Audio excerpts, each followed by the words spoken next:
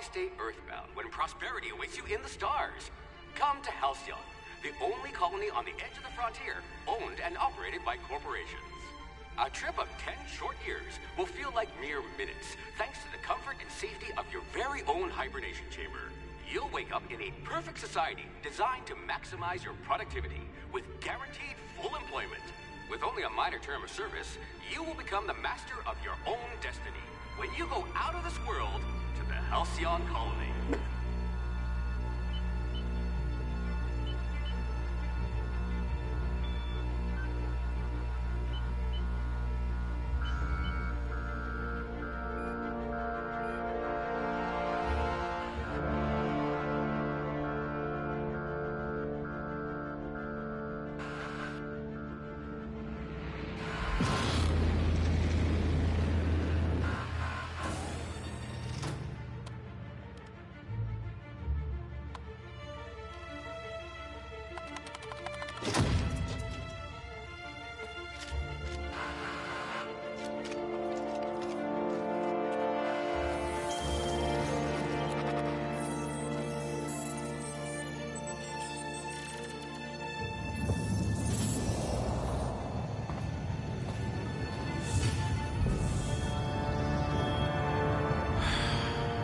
Hundreds of thousands of colonists left adrift out here forever, just to keep from damaging the board's bottom line.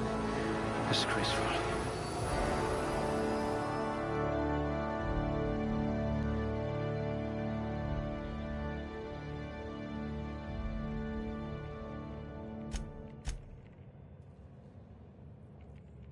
At least you don't have rickets, yet. At least you don't have rickets, yet.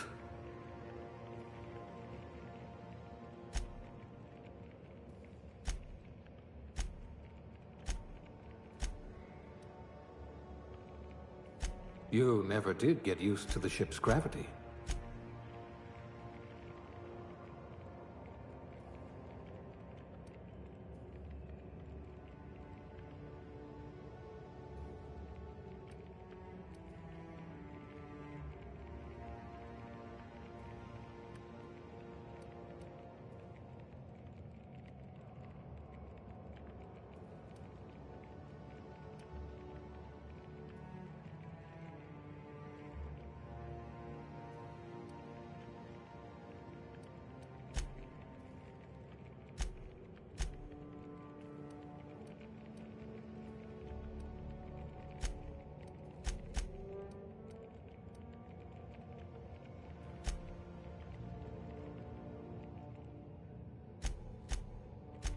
Oh dear, someone vandalized your hibernation chamber.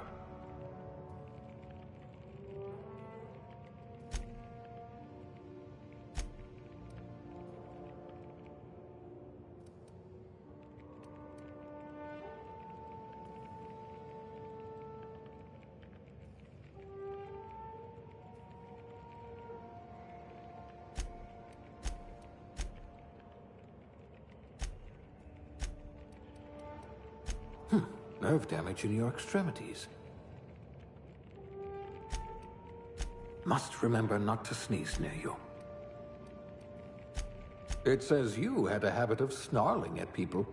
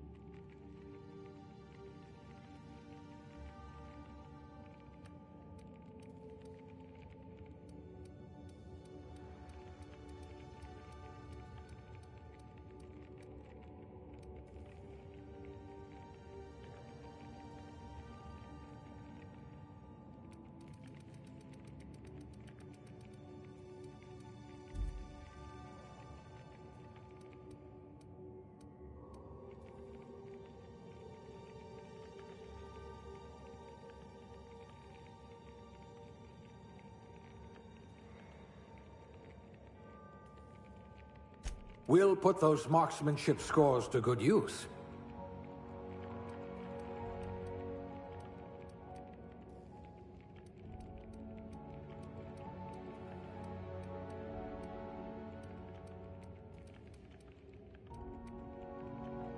You certainly know your way around a MacPic.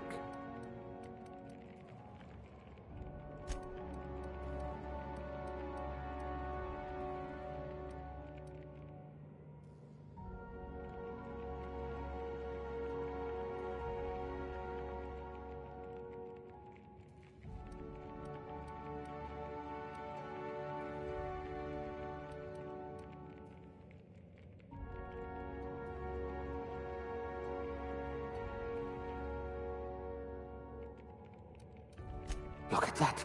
A real scientist!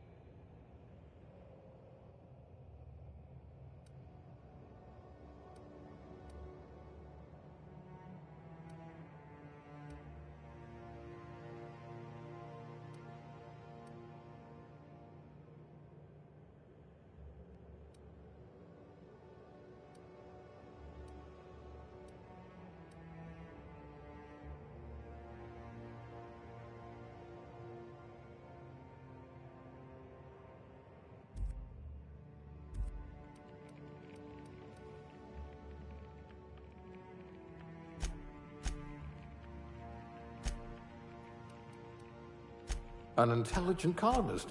I remember when we had those. You've got a once-in-a-generation mind.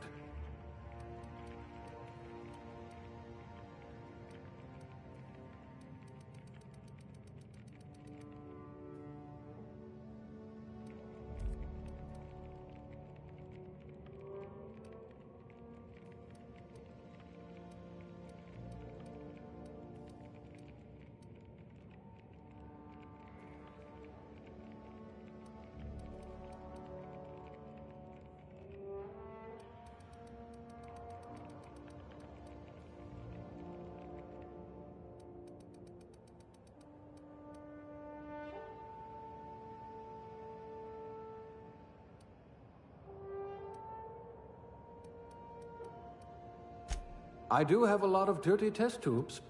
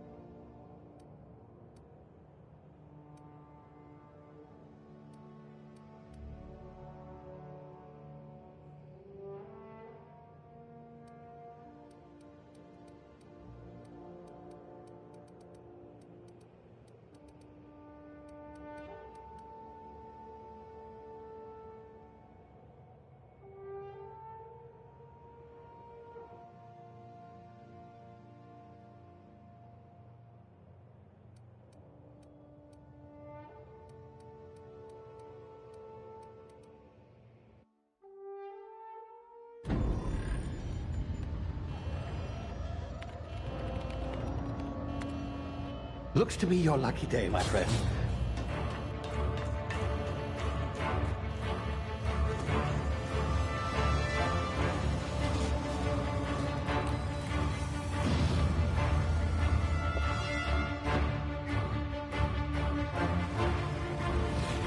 Please power down your engines and prepare to be... Not likely, bootlickers.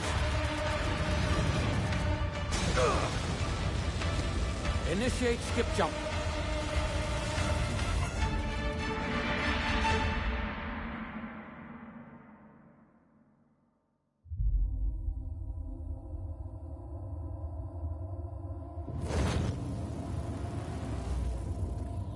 Status. Structural integrity down 25%. Power levels down 50%. His drive is Shit. evaporated.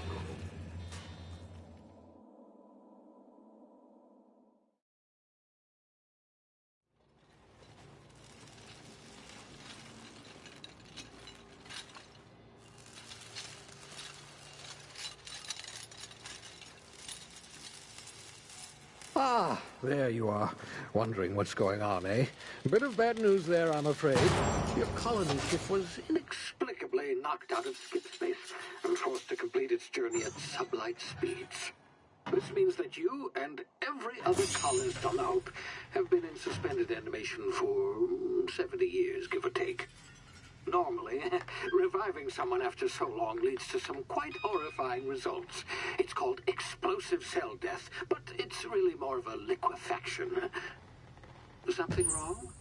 Oh, yes, well, not to worry. I've pumped your body full of a special concoction I devised to keep you from dying so horrifically. Hopefully at all, but I guess we'll see, yes? Unfortunately, I used the last of my chemical supplies saving you. I know it's a lot to ask, but I must have your help securing more if we're to save the rest of your fellow colonists. I'd see it done myself, of course, but the board has a sizable bounty on my head. Now, my ship is inoperative, but I've managed to hire a smuggler to help you out. He'll be... Oh, I see we're in position. Good luck!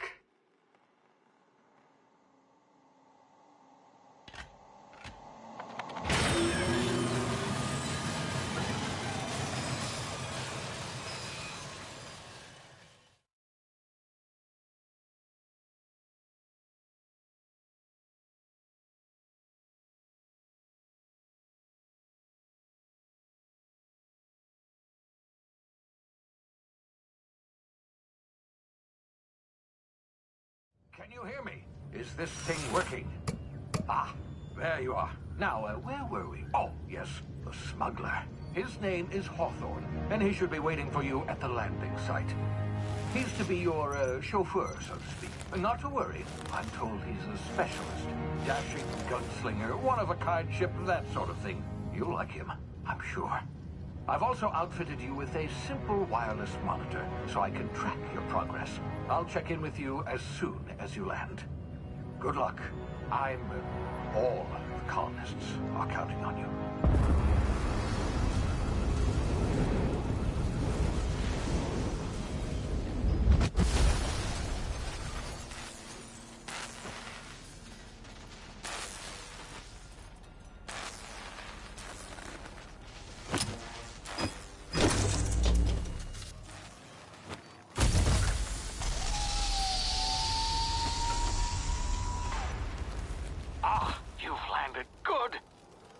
Hawthorne should be close by.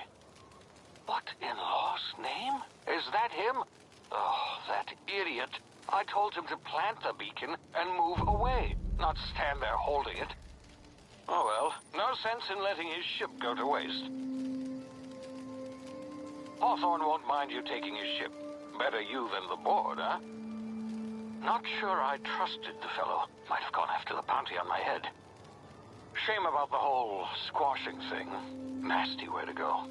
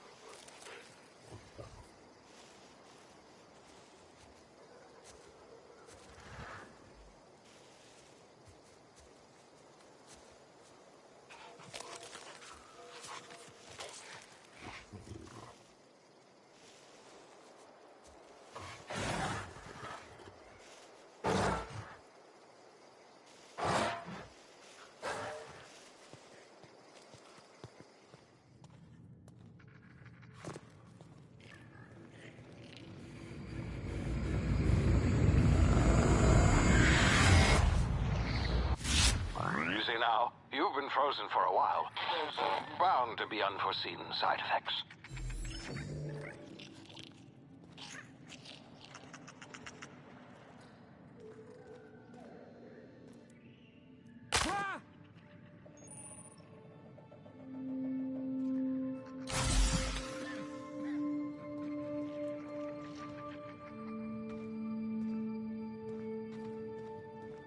Hey, you, come here. You've tried the best now. Now try the rest. Spacer's choice. Oh, law, that stings.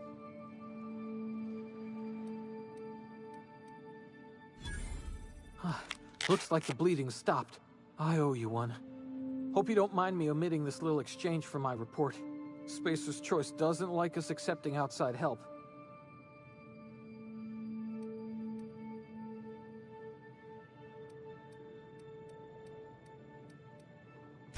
Oh, we're all part of the Spacer's Choice family here. Not that I deserve to be. Can't even deliver a company slogan. We were out on patrol. I saw a marauder camp up in the hills. Thought I could take them. Then my gun misfired. Right through my side. I mean, what are the odds of that, right? Just barely scraped by with my life.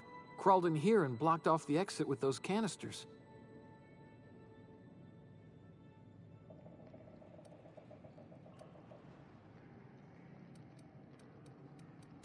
Gibbering, flesh-eating, law-breaking, unemployed lunatics with guns. Some hullhead grounded their spacecraft out in the open. That's a real good way to attract marauders. See those canisters by the entrance? Marauders come sniffing around in here, and I can take them all out with a single shot. Not bad, huh?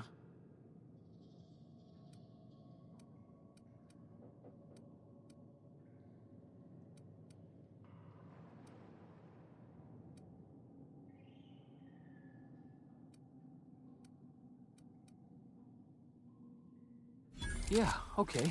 You look like you know your way around a gun. Got some spare ammo, not counting the bullet in my side. Here, you can have my saber too, for patching me up and all. All Spacer's Choice weapons are now 30% less likely to malfunction. You've tried the best, now try the rest. Spacer's Choice. Yes, nailed it that time. You hit your head or something? You're in Emerald Vale. We're a Spacer's Choice community. Edgewater's a little ways down. Prettiest place in the Vale. Be sure to stop by a provisioner's for a can of our famous salt tuna. The Hope? Is that some sort of fancy new drug? Are you with Auntie Cleo or something? Don't take this the wrong way or nothing, but I'm not allowed to fraternize with Cleo workers. Company policy.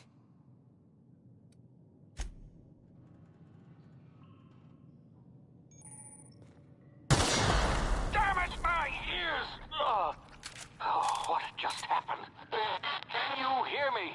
What in the hell? This...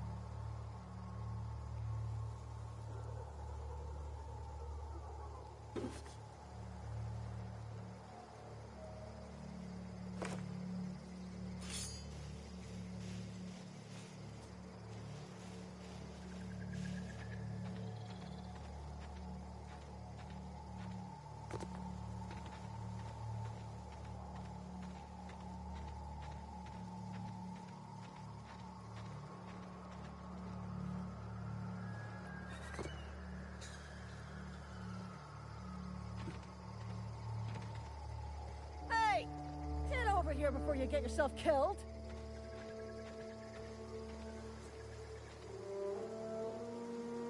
Don't know where you came from, stranger, but you best keep your head down. There's marauders hereabouts, and worse, landing violators. Gall on that rung leech. Landing in the Vale without using an official Spacer's Choice landing pad.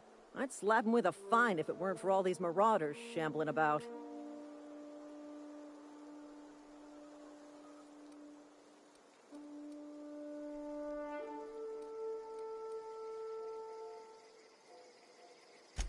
Really? How is he?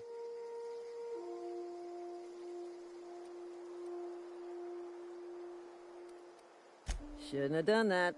Spacer's Choice family ain't authorized to receive medical aid from off-brand physicians. We'll see him back to Edgewater, just as soon as I cross these marauders off with the swift, cost-efficient fury that's made Spacer's Choice the most trusted brand in personal defense. I just, need a couple of winks to catch my breath. Stretch my legs some.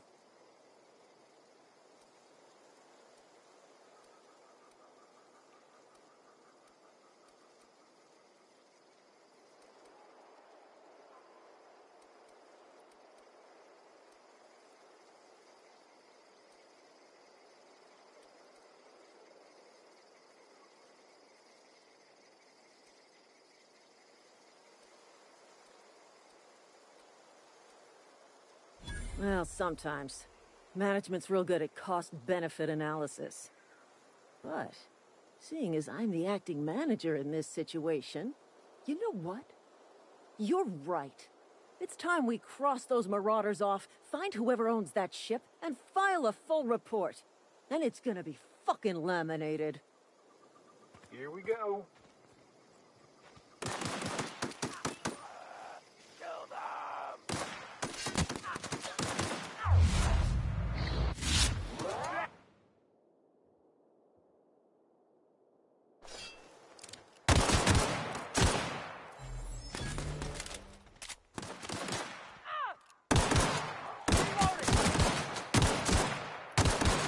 I just earned a fine bonus. Waste of company ammo.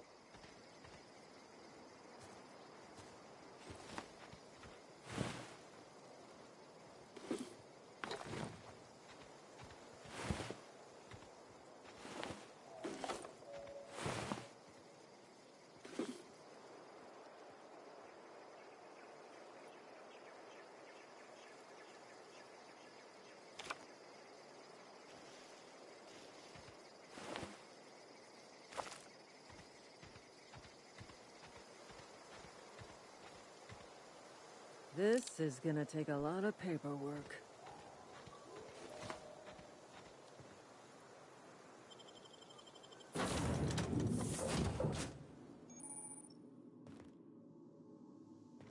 Please be informed that this vessel contains no valuable plunder.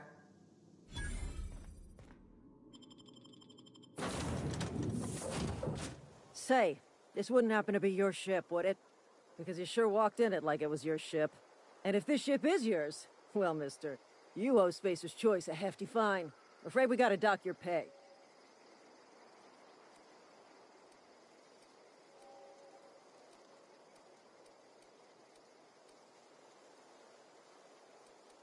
I'll waive your fee since you helped us with those marauders. If you're looking for work, talk to the constable down at Edgewater. She's got a bounty on marauders.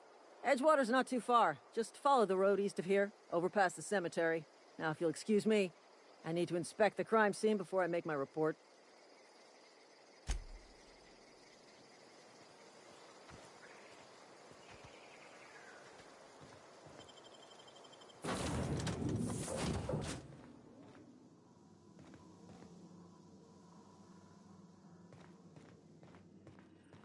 Unauthorized access of spacefaring vessels is a crime. Please submit yourself to the authorities. Hello, Marauder. I am Ada, the autonomous digital astrogator of this vessel. Please be informed that I am authorized to use violent retribution against unwanted solicitors. Please return any misappropriated equipment and exit this vessel in an orderly fashion. Failure to do so will result in your immediate destruction.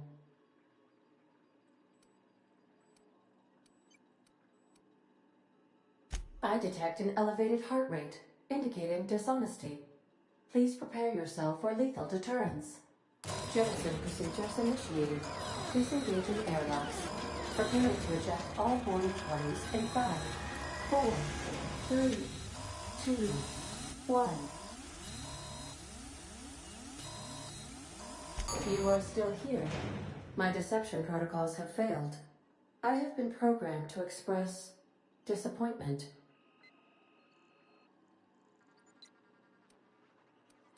This vessel is the registered property of Captain Alex Hawthorne. I am incapable of accepting orders from anyone other than Captain Alex Hawthorne.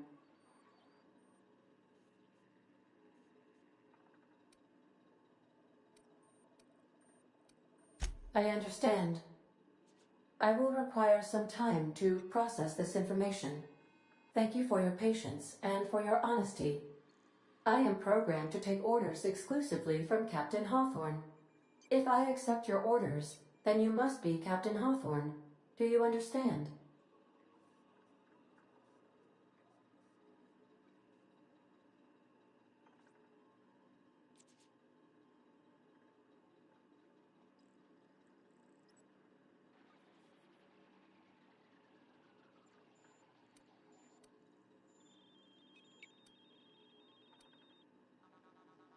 Well done, Captain Hawthorne. I see your powers of deductive reasoning remain intact. Unfortunately, our engine is currently inoperable. Our main drive suffered a critical power failure, and we were forced to make an emergency landing. The main drive's power regulator has been irreparably damaged and must be replaced.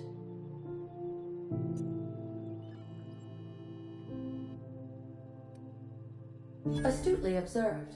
However, the probability of locating a power regulator within a worker settlement falls within acceptable parameters of certainty. High-capacity power regulators are sometimes employed in the electrical networks of worker settlements. I have taken the liberty of printing you a new Captain's Identity cartridge. Please try not to lose it this time. This cartridge identifies you, Alex Hawthorne, as the registered proprietor and captain of the Unreliable. Do you understand?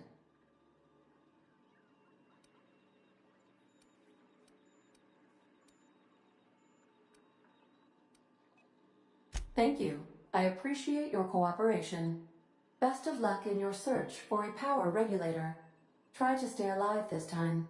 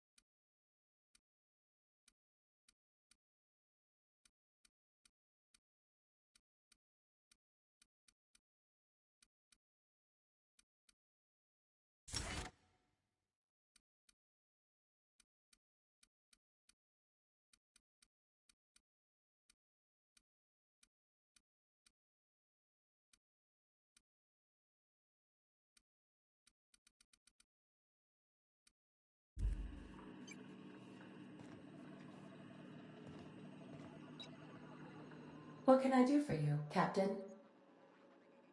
Goodbye.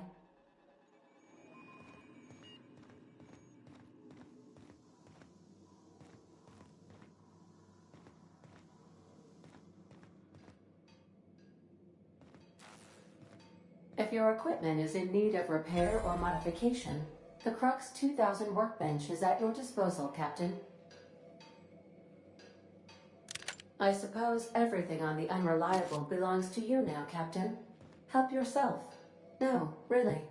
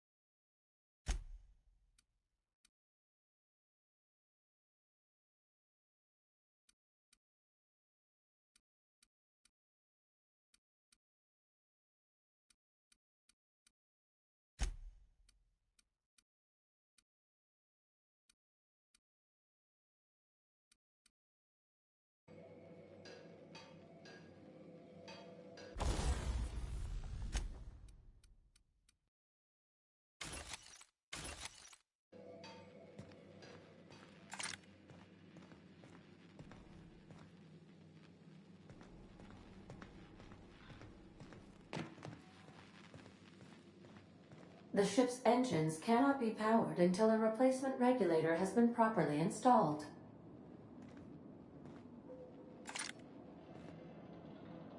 If you possess a power regulator, please insert the part into the appropriate slot, which is this one.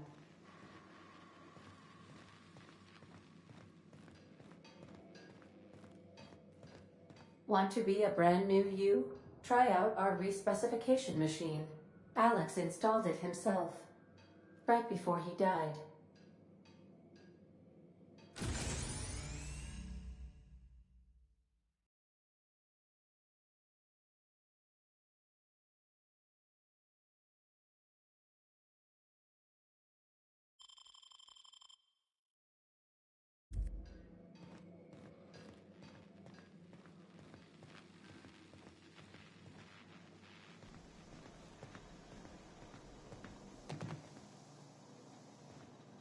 Due to catastrophic power failure, all doors will remain on security lockdown.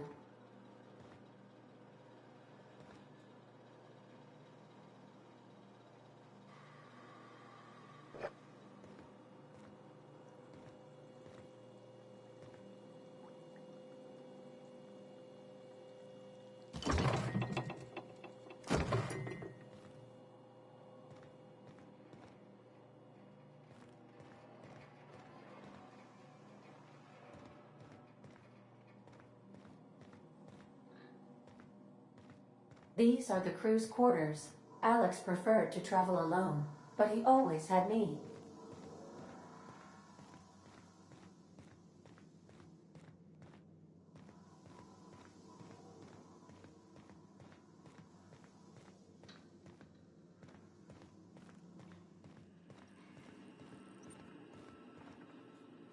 The navigation console is offline at this time, Captain.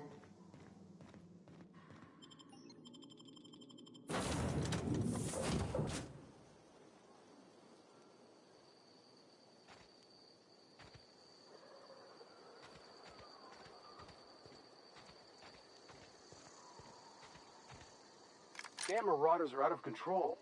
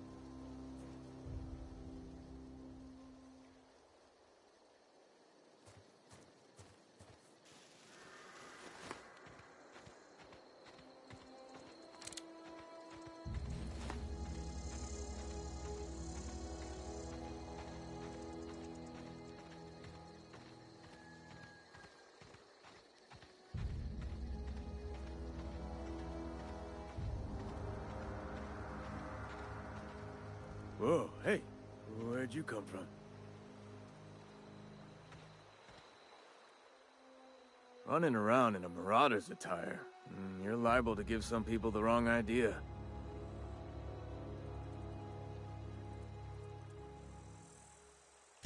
It's in poor taste. Dressing up like a marauder's disrespectful to all the workers that got eaten by him. Ain't safe out here. You'd best head into town. Avail yourself of Edgewater's high walls and low prices.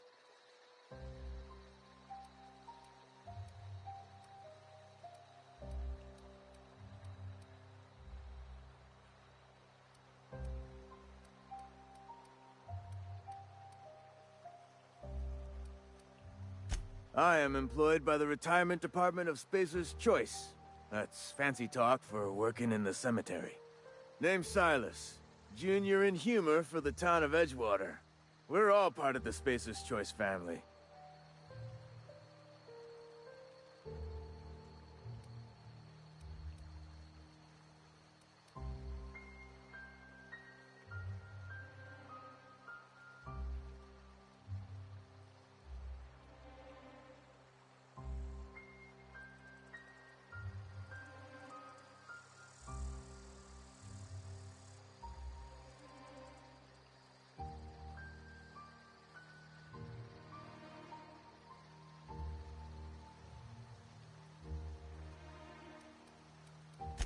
Got a knack for being discreet-like? There's money to be made, long as you keep your nose clean. Edgewater is a company town, board-owned and operated. That includes the cemetery. None of us own our grave sites, we rent them from the company. Renting means money. Money means paperwork. Paperwork means signatures. Some of our families become a mite delinquent in paying their dues, you see?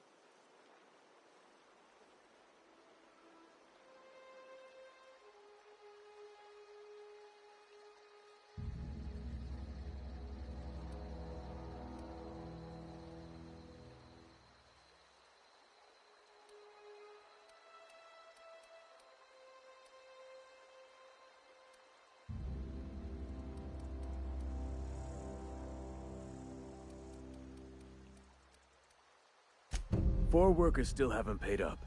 Phyllis, Conrad, Ludwig, and Martin Abernathy. He's a special case. You may want to twist his arm a little. Conrad's got a barbershop in town. Phyllis works at the cannery most hours. Abernathy... I ain't seen him in a few days. His domicile is near the cannery. You'll find him in town. All except Ludwig, that is. He's over by the landing pad. He just is. Look, I don't want to get into it. Just make sure he pays up. Yeah?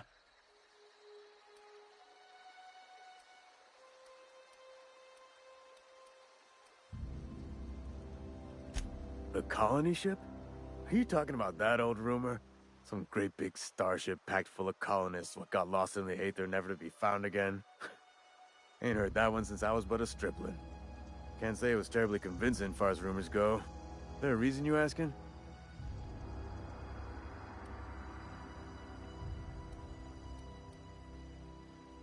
Hope's just a rumor, friend. Ancient rumor at that. Maybe you've been out in the sun too long. Why don't you head over to the cantina? Get yourself some zero-G brew. It's a brew that's good for what ails you.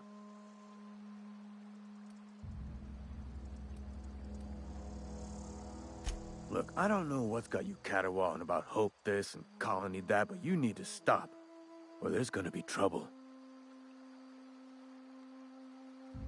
Trouble's in the asking. Board don't much care for folk running their mouths, spreading hoaxes and the like. Frankly, neither do I.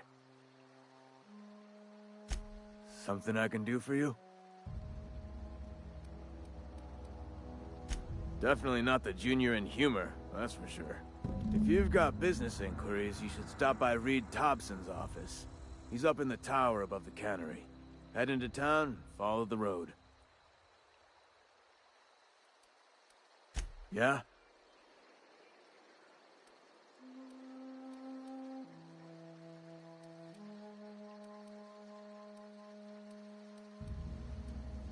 Former people, yeah. Marauder's been raiding my graves, you see. Hence the armed guards.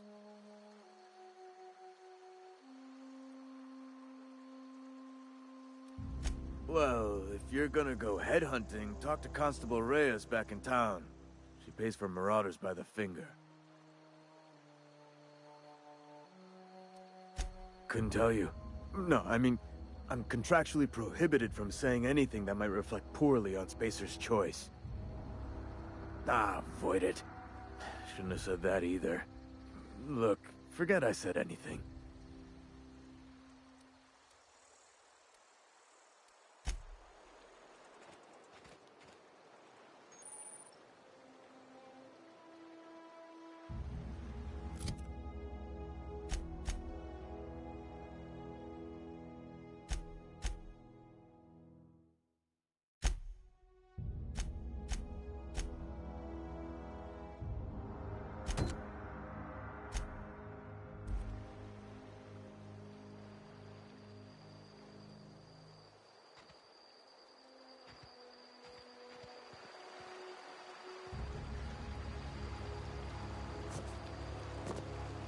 He's working at the cannery.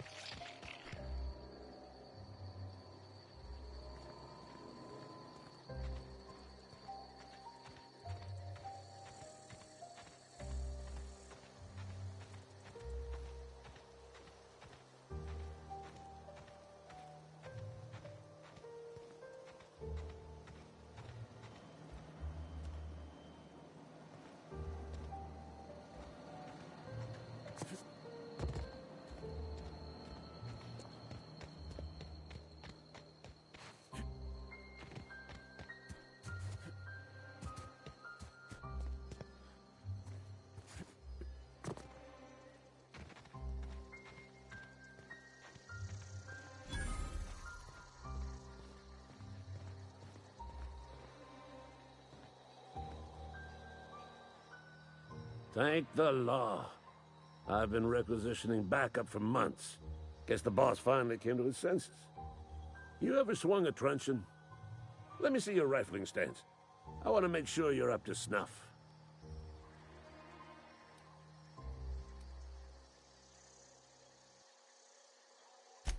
I told Silas I'd pay my dues if he agreed to join. I'm talking about mechanical soldier. Cold, heartless automatons made of iron and lies.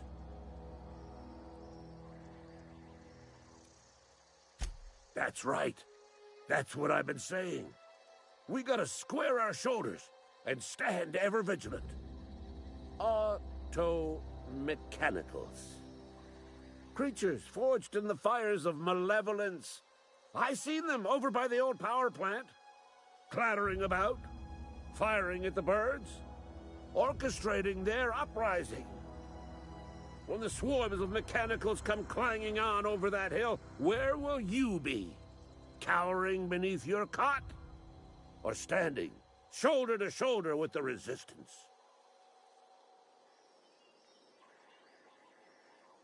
I've been gathering up a war chest over the years. Saltuna cans, mostly, some Spacer's chaw, few bit carts. I'll reward you for your aid.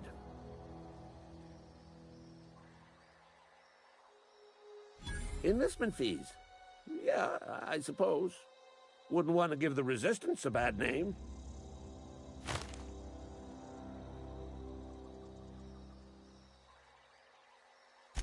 They have sent a scout, prowling around the junkyard just behind our beloved town. This scout must not be permitted to return to its base of operations. Cross it off, then report back.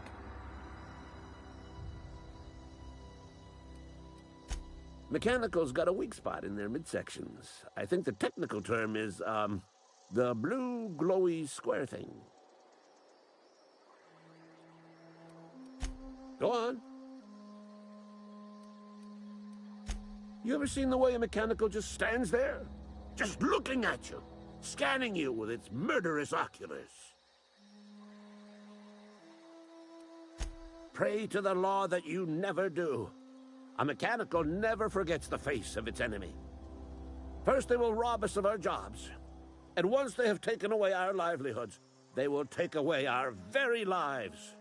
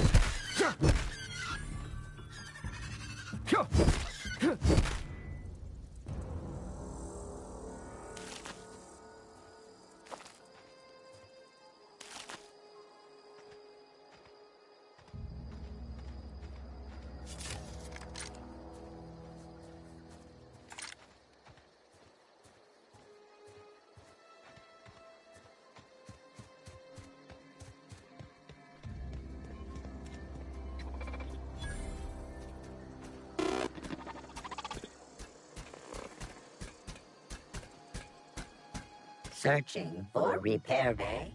Error. Navigation systems failed. Unable to comply.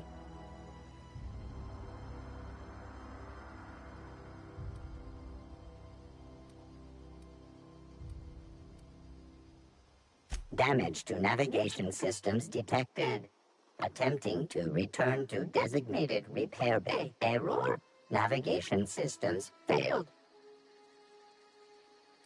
Navigation systems have determined this location as Spacer's Choice, designated mechanical repair bay. Attempting to misdirect or confuse a Spacer's Choice mechanical is a punishable offense. Please report yourself to your supervisor.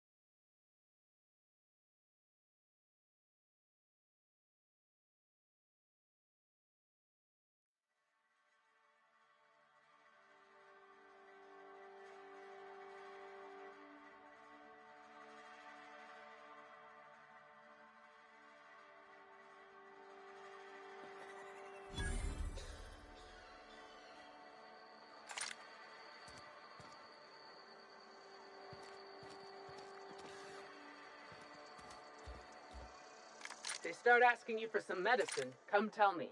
I'll set them straight.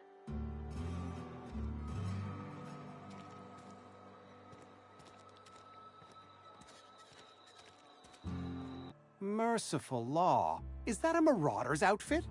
I don't want you wandering into my shop wearing something you've lifted off a corpse. Please don't touch anything. Your hands are probably crawling with germs. Physical hygiene recapitulates moral hygiene. Cleanliness is next to lawfulness.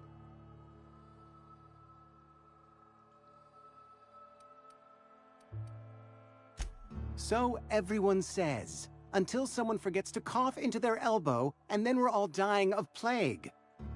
I'm Conrad. You will report to me if your hair fails to meet Spacer's Choice aesthetic standards.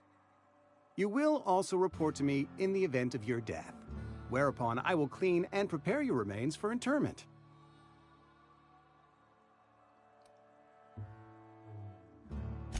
Ah, gravesite fees. Silas and I had talked about this at length. I thought I'd made it clear my pecuniary situation precludes the necessary restitutions.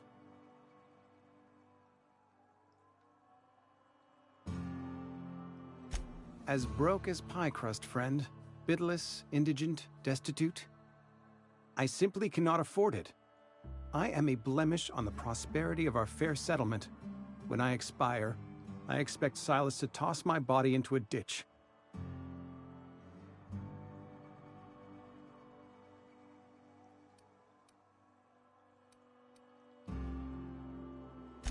Thank you, no. I despise the cereals. Tell Silas I can't afford to pay, and that I fully expect to have my medical rights revoked for this dereliction. With my apologies.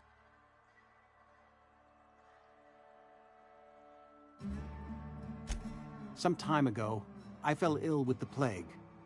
By the grace of the law, and through my own hard work, I'd proven worthy of treatment. Frankly, I don't imagine I'll earn that right a second time. The barber work hasn't been profitable, you see. I've had to keep this old place running with my own savings. Not a bad idea. But I'd need some kind of collateral. My pair of lucky clippers! No, that won't do. Your idea intrigues me, but I'm afraid I don't have anything to give Silas. I'm open to suggestions.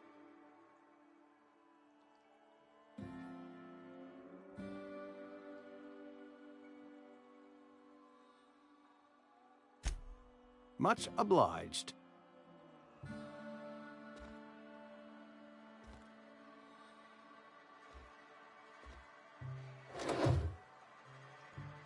What can I do for you?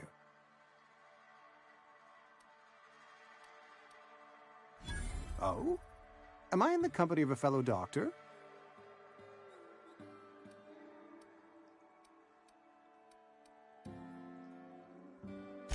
You may think that, but the tidiness of my fellow worker is my responsibility, alive or otherwise.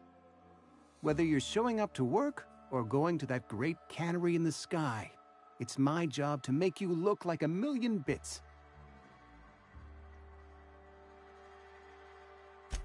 A ship?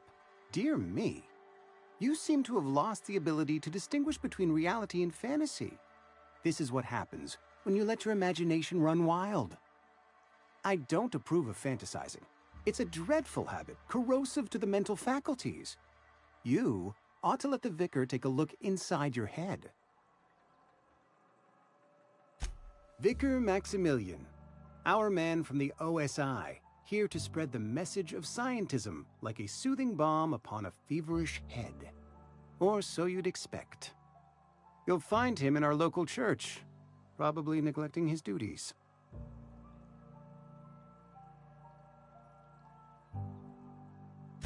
He doesn't seem to like us much. The vicar has not been with us long, and in his relatively short tenure in Edgewater, gives off the distinct whiff of superiority. Go ahead. Edgewater has been good to me. I consider myself privileged to work here. I am never wanting for work, not since the plague started. The plague's come at us with a vengeance this year. lost 6 workers in as many months. I wouldn't call them good workers, mind you. If they were any good, they'd have been treated. Still, it is a shame.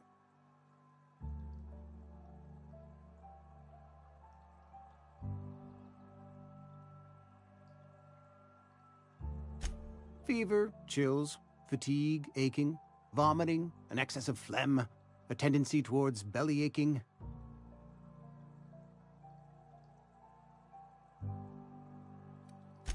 Whatever it may be, I have developed my own palliative. Boiled canid liver and a splash of ethanol. Company policy, friend. We don't have enough medicine to treat all of us, so we treat the best among us.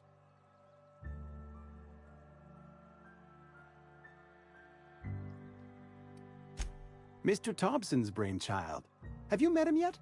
Thoughtful-looking fellow, stares out of his office most hours.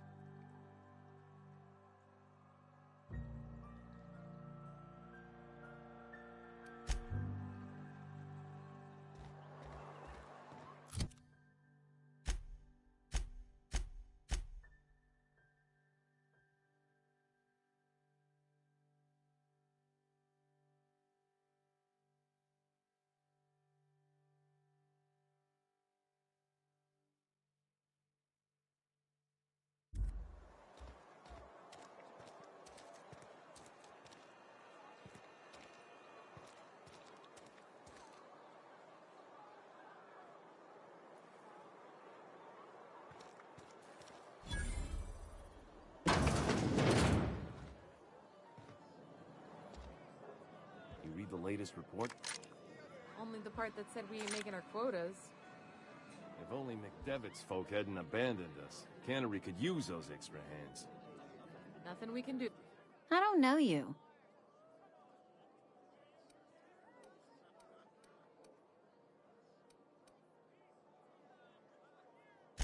We don't welcome trouble. I don't know what you're about, but this here's a Spacer's Choice drinking establishment. We're all loyal, hard-working company folk here.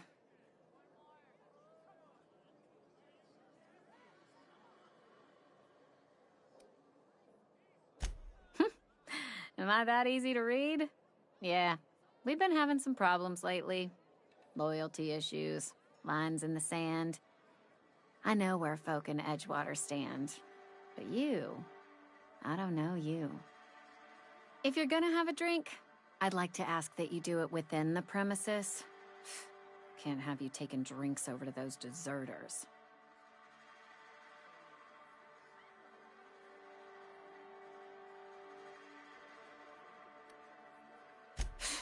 Traitors. The lot of them. Bunch of folks decided they were tired of working and went out into the wilds to fend for their own selves. Town's already struggling to make quotas, even without that band of slackwits abandoning their posts. Bunch of lazy, shiftless rung leeches. Anyway, enough about them. What can I do for you?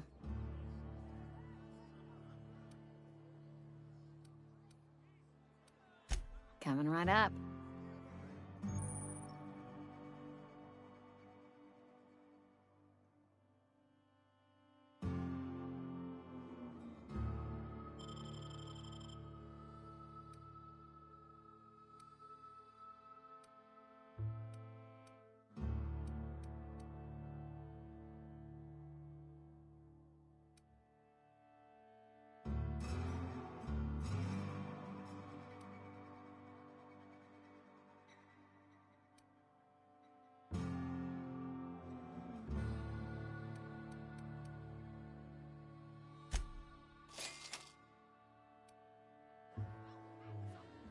Oh, I almost forgot.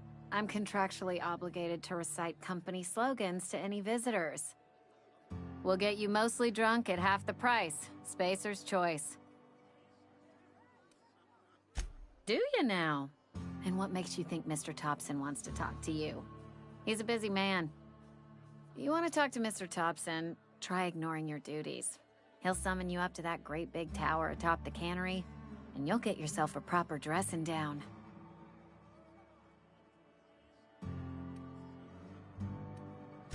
It is a good thing. If you're not pulling your weight, you don't deserve to live here. Simple as that.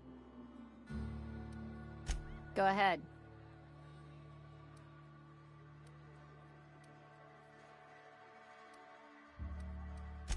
The Hope? No, I've never mixed a drink by that name. I could get you a rum and something if you like. Wait, no, never mind. We're all out of something.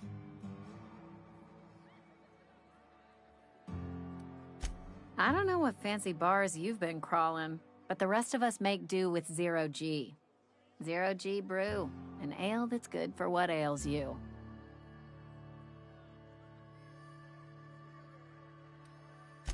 Would you keep your voice down? You're gonna get the whole cantina written up. The Hope's folklore, all right? 60, 70-year-old folklore by now. The board don't approve of spreading seditious rumors and falsehoods. You're inviting trouble talking that way, and I don't want a part of it. Look, either shut your gob or stick a drink in it. We're done talking about this. Coming right up. You tried the best, now try the rest. Spacer's choice. Go ahead.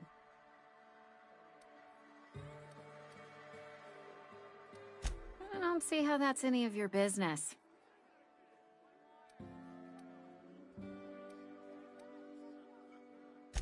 Will there be anything else?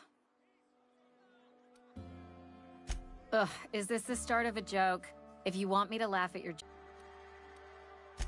Most folk forget where they're standing after a few drinks.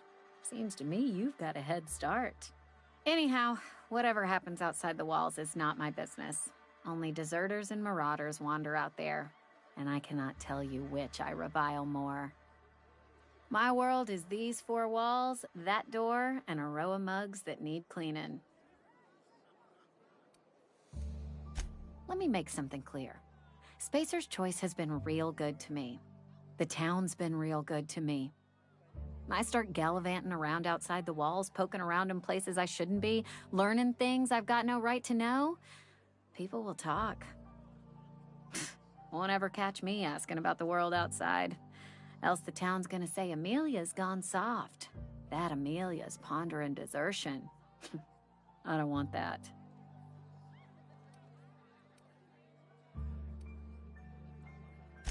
And be satisfied with our lot in life. I've said enough. People come here to drink their problems away. If they wanted to face their problems, they'd go see our vicar.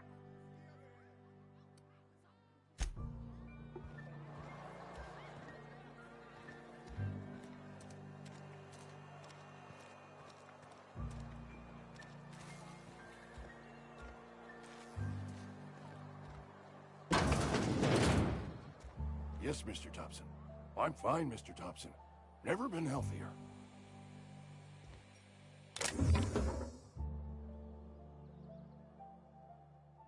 Oh, sweet merciful law!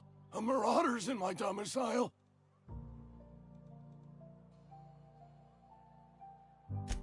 There a reason you're running around outfitted like one of those monsters? Did Mr. Thompson send you to put the fear in me? Well, you tell Mr. Thompson I'll be right at my post. Tomorrow. Bright and early tomorrow. Because I'm definitely not plagued. As spry as a spring chicken. That's old Abernathy.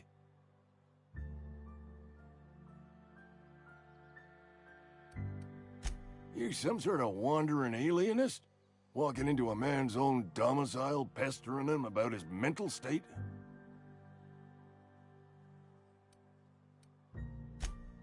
What? No. I mean, I might be. That depends on who's asking. Silas knows, doesn't he? That's why he sent you. That's why he wants me to pay up. He knows.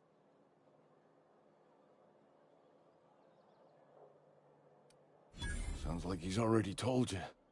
You may as well hear it from me. I'm dying. I'm not long for this world.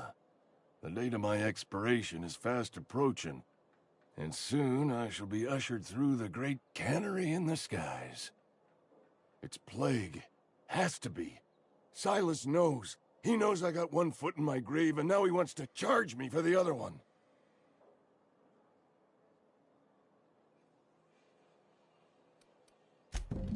I'll pay your fees. I don't want any trouble from Silas. But if you could see a way to freelancing for me, I could really use the help.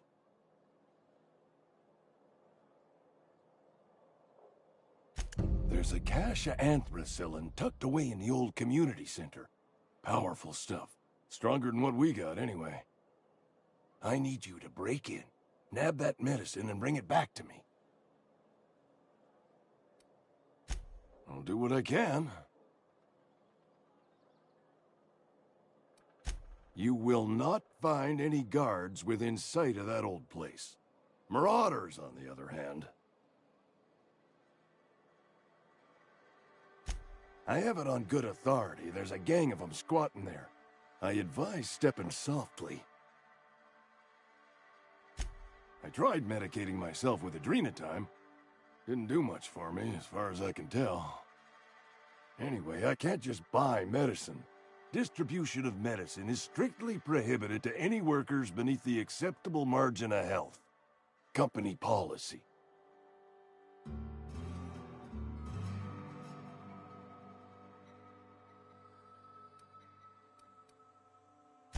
More like the company won't treat me because I'm not healthy enough.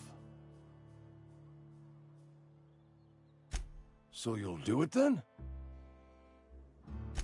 You oblige me with your haste. I think I feel the plague spreading. Oh, Law, it's in my spleen now. I can feel it.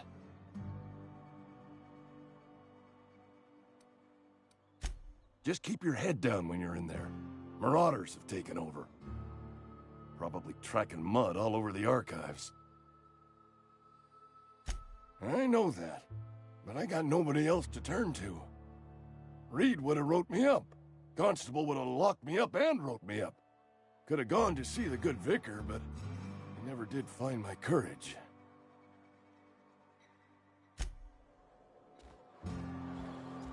You're making a mistake working for Abernathy.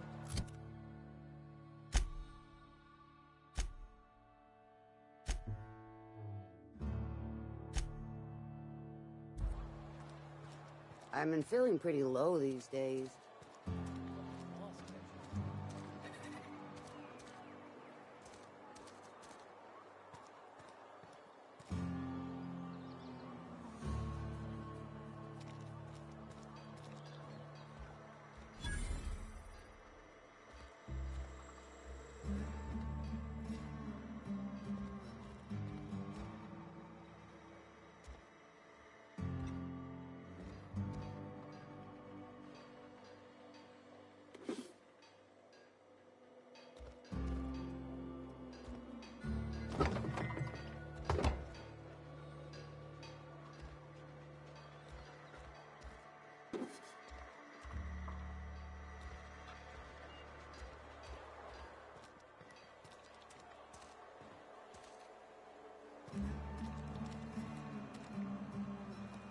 Hey, you hear about Wilson?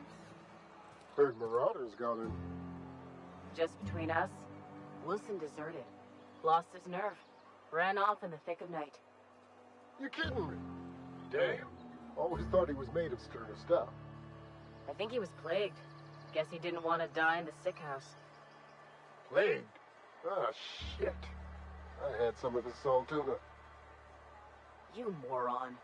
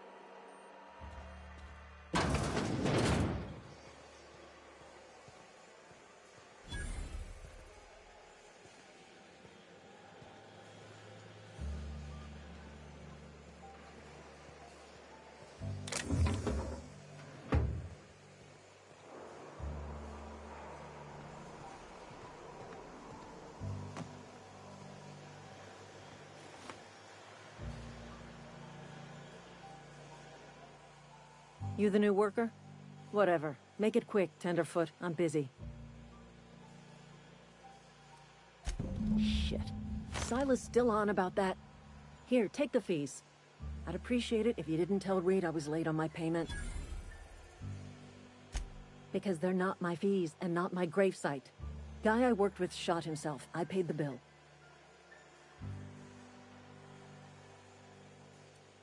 If you're not familiar with board law, you ought to be. Law requires delinquent gravesite fees to be paid by the deceased party's closest living relative, which meant me. Shame, though. Eugene was a good worker. Woke up one morning and put a round through his upper story. Can't imagine why. The kid was doing all right at his desk. We all thought he was an upstanding receptionist. Just between the two of us, I'm pretty shocked his weapon didn't misfire. Spacer's Choice handguns aren't the most reliable.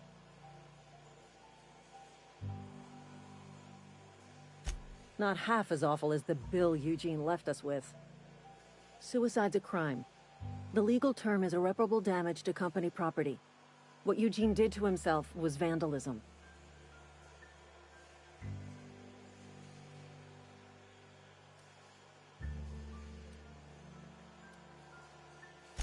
When one of your workers commits a crime, the entire town pays for it. In other words, Edgewater would have been penalized pretty hard. Whatever Eugene was worth as an asset, we would have had to pay out of pocket to Spacer's Choice.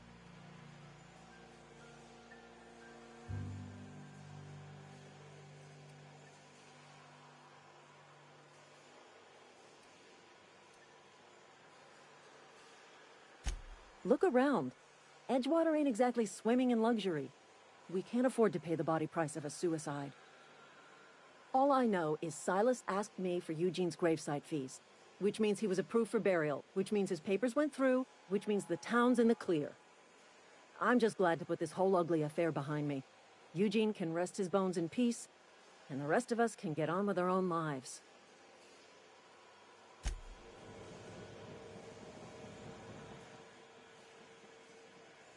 Somebody's been spinning a tale about a lost colony ship.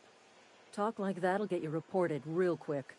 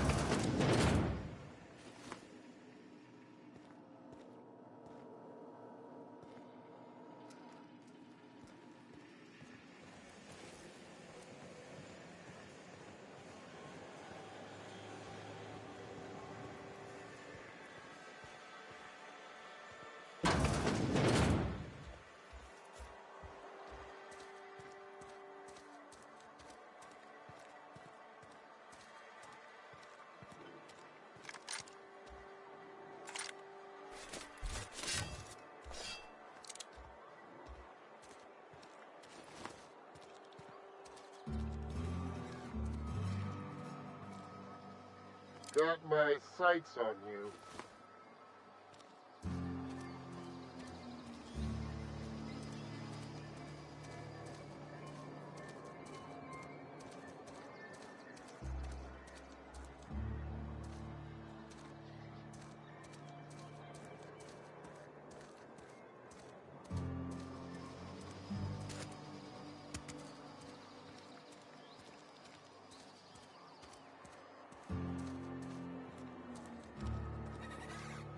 Sorry, I'll just be a minute.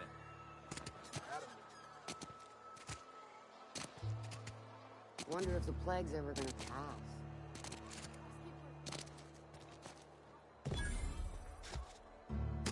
Had your rations yet? Yep, 2 whole cans of salt tuna.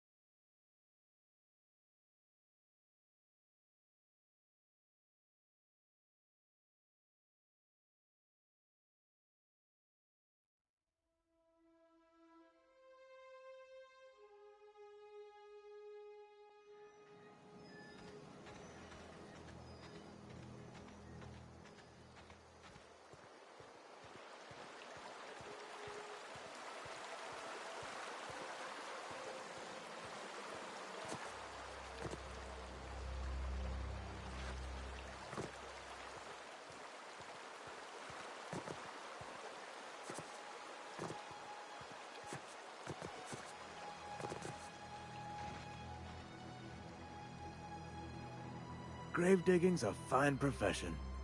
Always work to be had, and nary a word of complaint out of your clients. You run into any trouble? Conrad's barbershop is a yawning pit that swallows his every bit. I keep telling him he should cut a few corners, skimp out on the disinfectant. You gotta put the squeeze on Conrad. Find some dirt on him. Maybe check his back room. That's the word, extortion. Been on the tip of my tongue all day.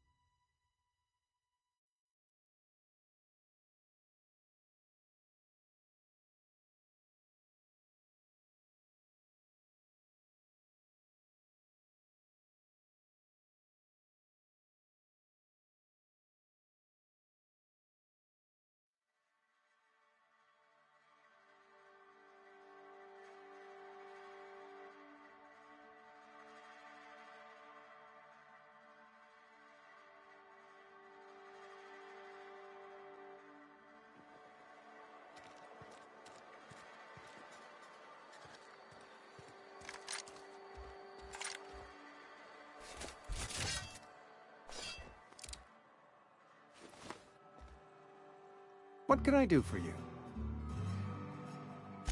Go ahead.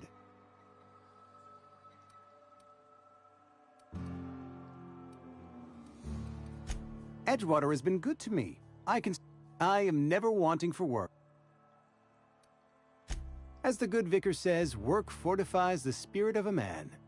If you want to feel exhausted,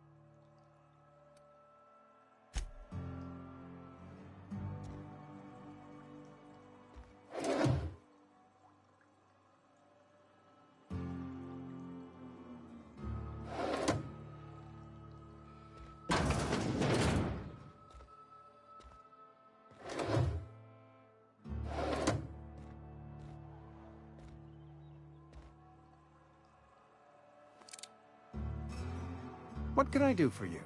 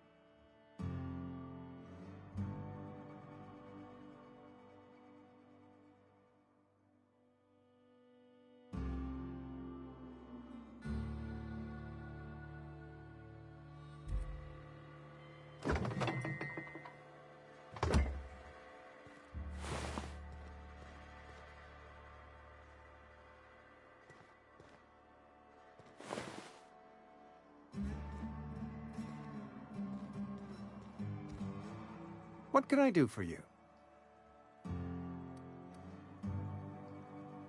You know about Eugene? How?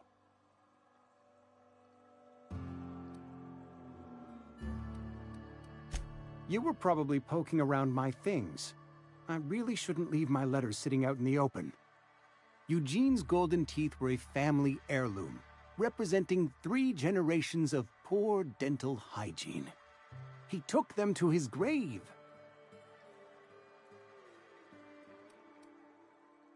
That's unthinkable. Eugene's body and all rare earth minerals contained therein are solely the property of Spacer's Choice. I can't ask Silas to dig up a man's body and pry a few teeth loose from his jaw just to pay my bills. Can I?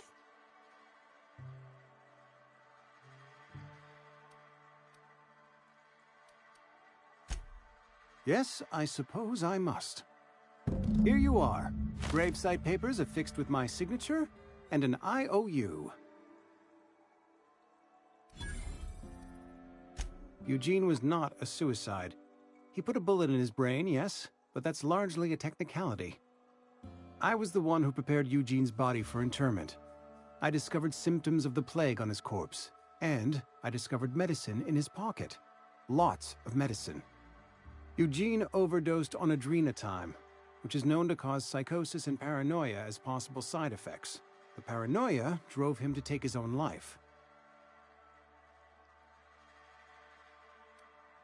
We can all thank our lucky stars that young Eugene was hopped up on medication and suffered its predictable side effect. I included it all in my official report. I'd like to think I saved Edgewater a great deal of money. We never could have paid the fines associated with a suicide.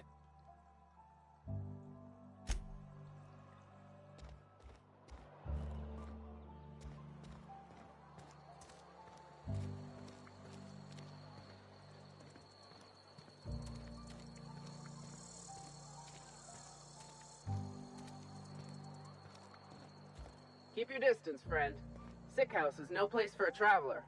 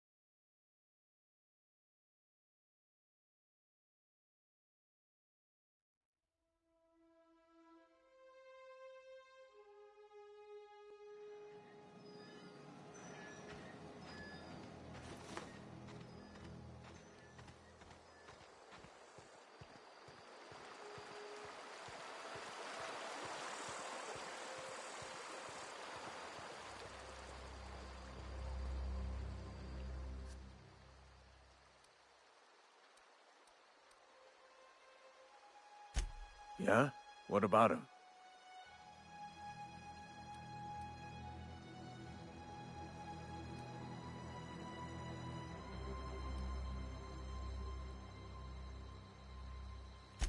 Well, yeah. It's what I'm contractually obligated to do. What's this about? Yeah. Funny thing, Eugene's body ain't where it's supposed to be. The night we was supposed to commend his body to the earth, I had his grave all dug up and ready, right? And so I thought, I'll just rest my eyes a bit. When I woke up, his body was gone. Spirited away. Vanished. The footprints nearby suggested that Eugene was stolen by marauders. Or he rose from the dead.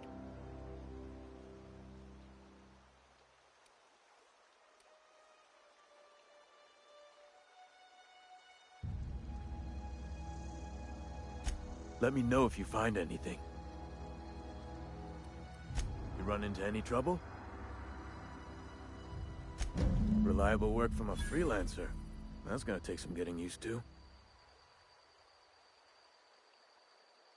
And I'll buy you a drink sometime. Suppose you've earned it. One good turn deserves another.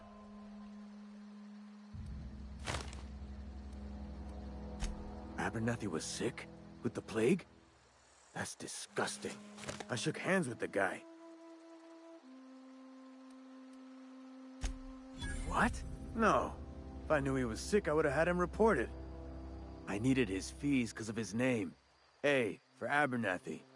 He was at the top of my list, you see? Yeah? You could look at it that way, I suppose. You could look at us and say, those Edgewater saps lost near every soul to plague. But you'd be wrong. We're survivors. Loyal company folk, brave in the wilds.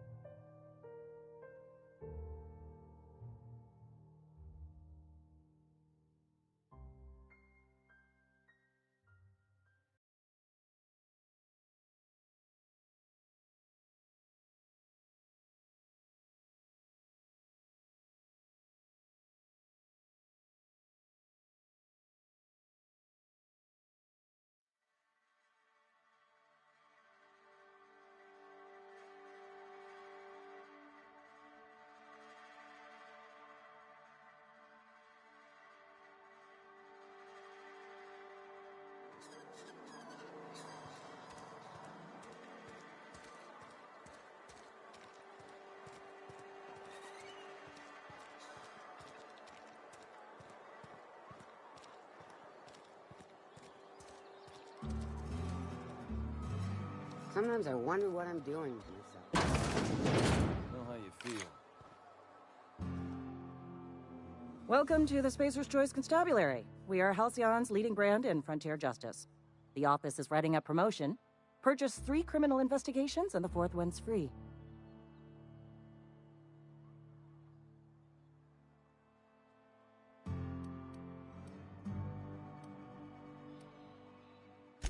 As a Spacer's Choice Constable, I am authorized to grant you legal authority toward apprehending wanted criminals. Know how to carry yourself in a fight? I've got bounties out for these 3 marauders. Cross them off and bring me their fingers. Just 1 per marauder, please. I'll dust off the old fingerprint roller. As long as your questions fall within the acceptable margins of curiosity.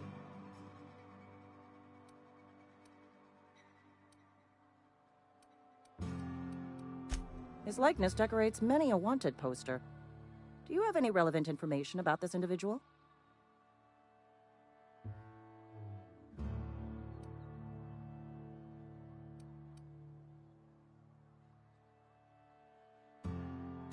You are correct.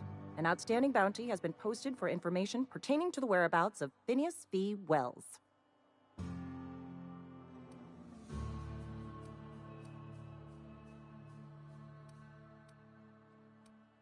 I am obliged to warn you against forming acquaintanceships, friendships, partnerships, or any felicitous relationship with a wanted criminal. I am also obliged to inform you of our referral program. For every criminal you refer to the authorities, the board will reward you.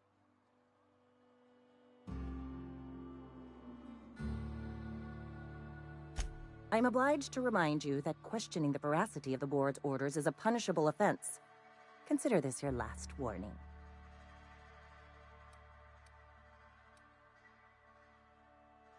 Unfortunately, the arrest of Mr. Wells falls outside my authority. I enforce the company policy of Spacer's Choice in the region of Emerald Vale. Wells is wanted by the board. If you have information related to the location of Phineas V. Wells, you are required to submit that information to your nearest board authority.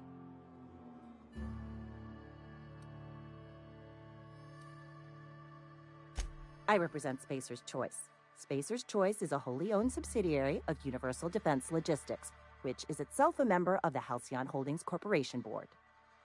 Also, I specialize in processing fingerprints, so unless you're carrying Wells's finger on you, there's not a lot I can do for you. Any information regarding outstanding bounties and wanted criminals should be directed to Mr. Udom Bedford. Mr. Bedford's office is located on the Groundbreaker. Halcyon's original colony ship, now repurposed into a space station. Mr. Udom Bedford represents the board's interest on the Groundbreaker. Something else I can do for you?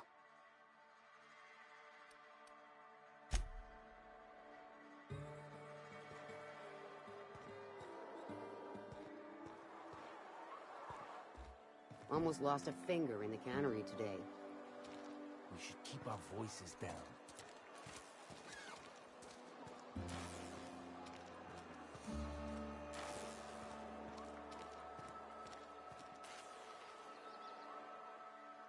Excuse me. I'm Esther Blaine, Spacer's Choice Actuary. I overheard your talk with Abernathy. I hope you're not thinking about getting him that medicine. Abernathy is a well-known hypochondriac. Anthracillin is wasted on him. You're better off selling it to me instead.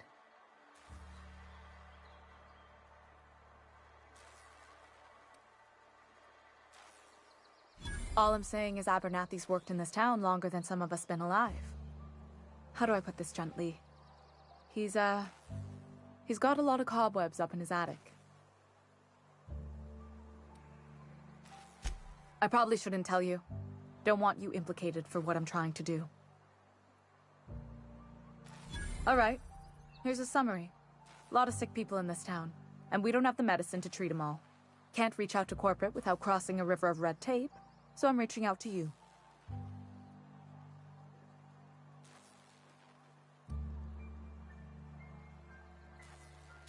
I'm paid better than Abernathy.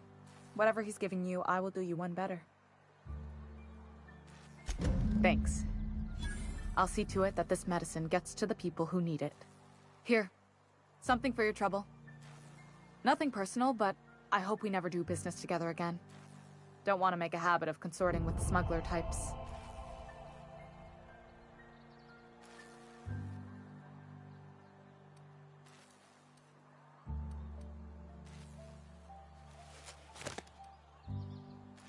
You do have some cheek on you. Lucky for you, I kept a little contingency fee in case you tried to negotiate with me. Somebody deserving. Silas on account of him being out in the cold. Amelia seeing how she's around people all the time. Anybody in the sick room? Oh, I'm an actuary. That means I keep tabs on a worker's living expenses. How much it costs to feed, clothe, shelter, bury, and replace your average human worker. Technically, I'm employed by the Spacer's Choice Department of Human Resources.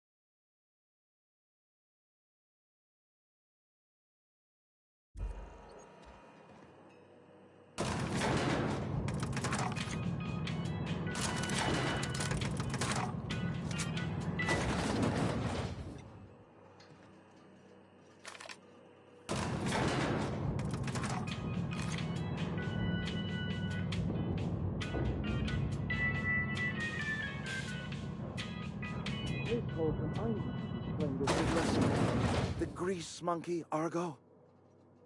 I'm sorry, Mr. Thompson, sir. You asked why it's taking so long to fix. The answer's technical. Don't apologize. Just try using small words for me. The cans bust open in the oven because she's set to cook saltuna, which isn't what we've got. Mr. Thompson? I think there's someone here to see you. Focus, Miss Holcomb. You and I are still talking. Let's start over. Walk me through the process. Show me where it's going awry. Well, sure. It's, mostly on account of what we're feeding into the mechanism. It puts food in cans. We have food, we have cans. Why won't it work like we need? She's expecting saltuna of a certain size. We're filling the cans with, well, not fish.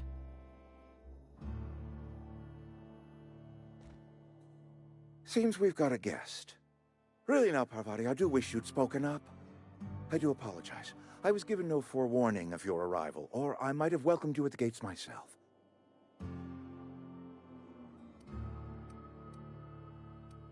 You were saying, Miss Holcomb. It's just what Bess needs is a proper refurbish. I can bandage her up and what all, but she's just old. Sorry, I'm sorry. I'll do better. And I do wish you'd stop referring to our cannery as Bess. Personification of company property is strictly contrary to the Spacer's Choice Code of Conduct. My apologies. I am not in the habit of allowing my guests to witness such a row. Now, what can I do for you? I'm Reed Thompson, Outpost Administrator. I cannot help but notice you are not in uniform.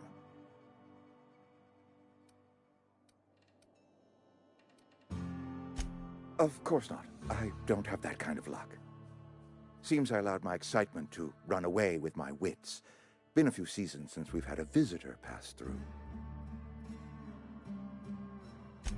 Only regulator we got is hooked up to the town transformer. Mr. Thompson ain't liable to be keen on dismantling it. I beg your pardon. I am most emphatically not keen on any such thing. I can't let you have our power regulator. But I happen to know of another one. And I happen to know exactly how you may retrieve it without frying yourself in the process.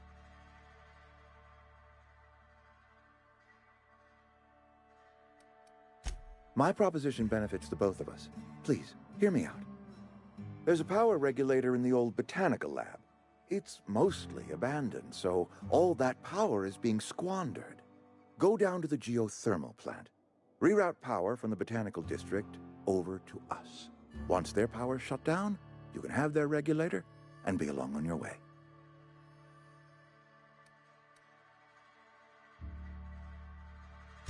I was not entirely sure how to tell you this. The botanical labs are not legally inhabited, but there are people who live there.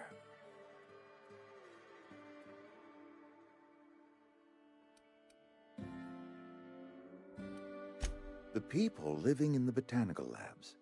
They're deserters, former workers. I need them back at their posts. I need them to come home.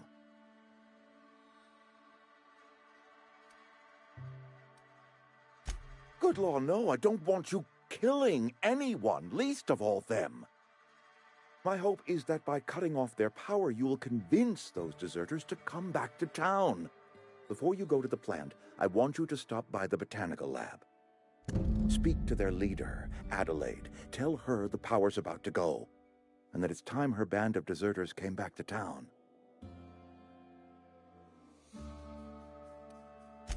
Adelaide's older than the other deserters. She's dignified, kindly. From what I understand, her camp looks to her for leadership.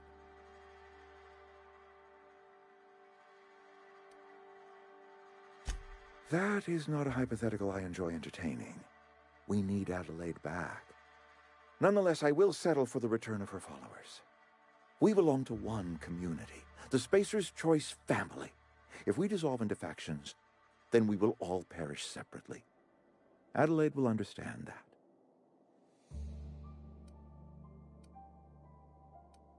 that.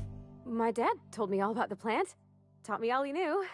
I could come in useful. I mean, if that's all right with you, Mr. Thompson. Sir. I hesitate to part ways with Miss Holcomb, but I cannot deny that she is talented and may prove useful to you. You will need an administrative passcode in order to enter the plant. I am trusting you with mine, and trusting Miss Holcomb to guide you if you'd like. Great! I got my wrenches and diagnosticators and hairpins and engine tape, so I'm all set. Well, I am glad to hear that. Best of luck to you, and thank you again for your help. It is a lot to ask of a stranger, I know.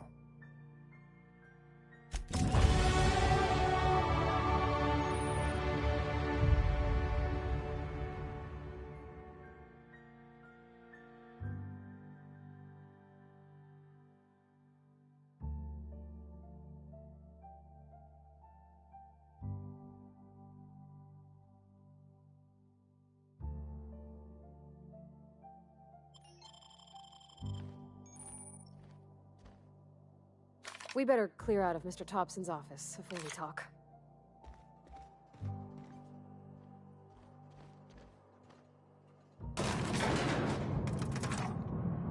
We better clear out of Mr. Thompson's office before we talk.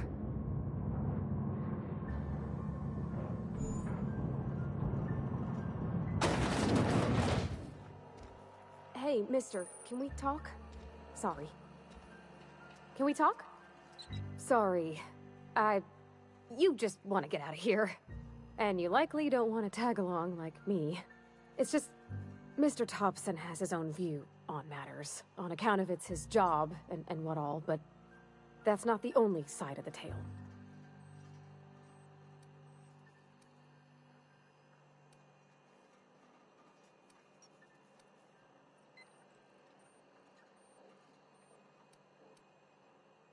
Oh, he ain't a liar. He believes every word he says. It's just, he doesn't always get where other folk are talking from. To Mr. Thompson, a person's a gear. It does its job quiet-like. If it squeaks or stutters, it gets replaced. The deserters are decent folk. I knew some of them before they left.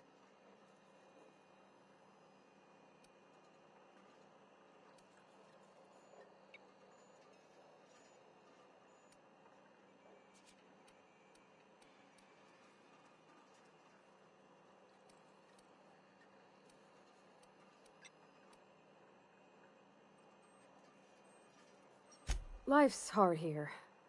Especially for them that don't fit in so well. We're one big Spacer's Choice family, but every family's got the one the rest whisper about.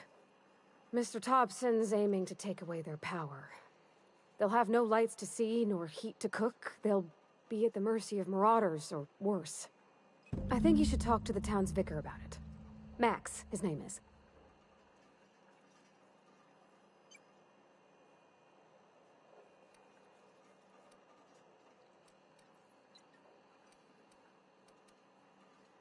Thanks, mister. I just think when you gotta make a decision that'll hurt somebody, it's best to think on the right and wrong of it. That's what my dad used to say anyways.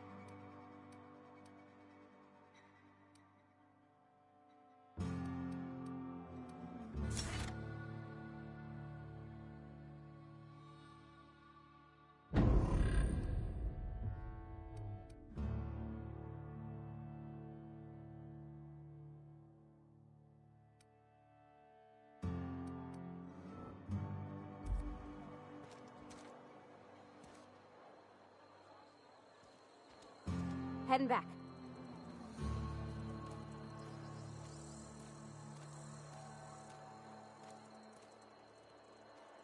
Be right there.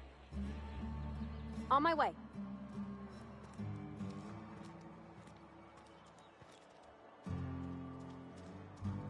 Be right there.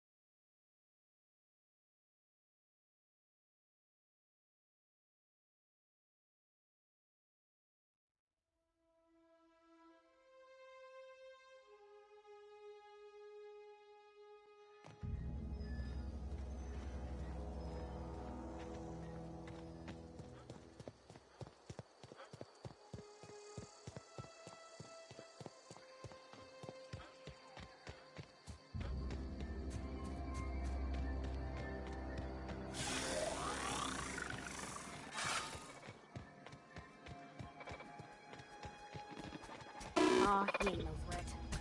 Bet I could fix him up smart.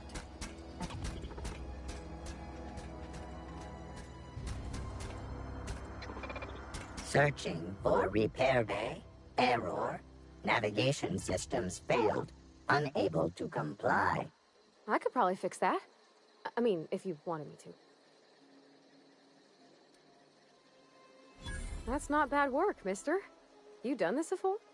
Navigation systems operational.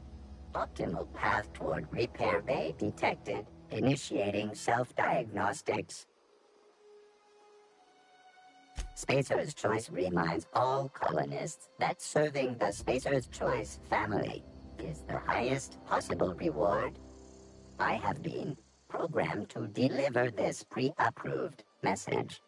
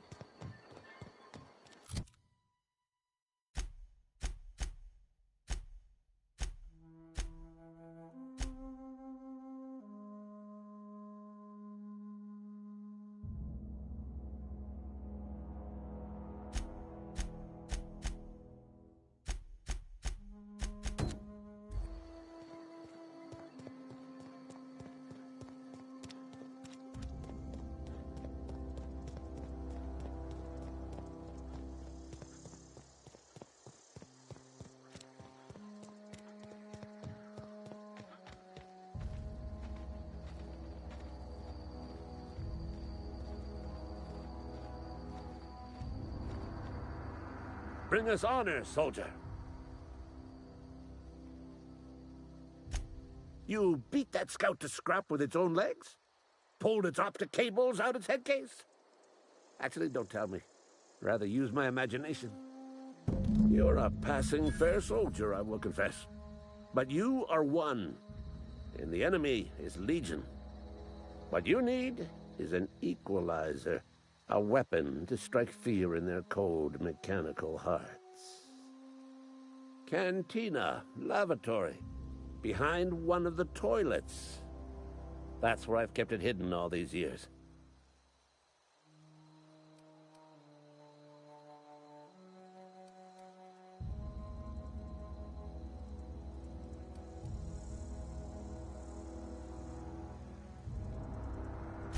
Sharp, ain't it? The lavatory is the very last place a mechanical has need to enter. On the double, soldier. Don't want the bartender poking around in there with a mop.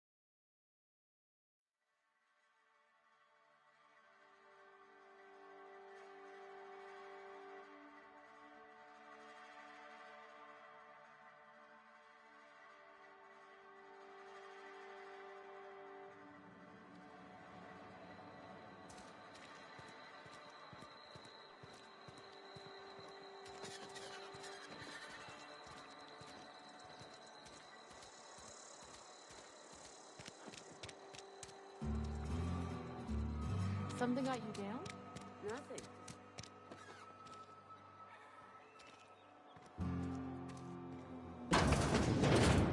I'm not allowed in here. Not since the vending machine incident. Holcomb, got my eye on you, girl. Miss Holcomb ain't allowed in this establishment. Not since that little incident. Ask her if you care. I'm running a business here. I won't touch anything while we're in here, Mr. Moreau. I promise. Go right ahead. Other than yourself? Definitely the vicar. Don't get me wrong. He seems a decent man, cut from church cloth, knows his scriptures. But there's something about him that bothers me. Like he's not one of us. Sometimes I suspect he doesn't even want to be here.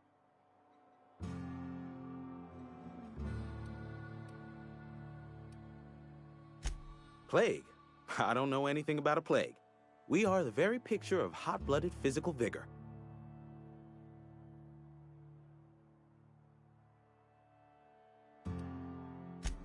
You have got the wrong idea about me. I've got nothing that needs hiding. Some of us who get sick are liable to exaggerate the conditions of that sickness, but the fact is, if you work hard, you have got no cause to worry. Spacer's Choice is built on love, and like any real love, it is cold and tough when needs must. Medical treatment is commensurate with our value to society. Spacer's Choice will dispense medicine for the indispensable worker. Natural selection at work.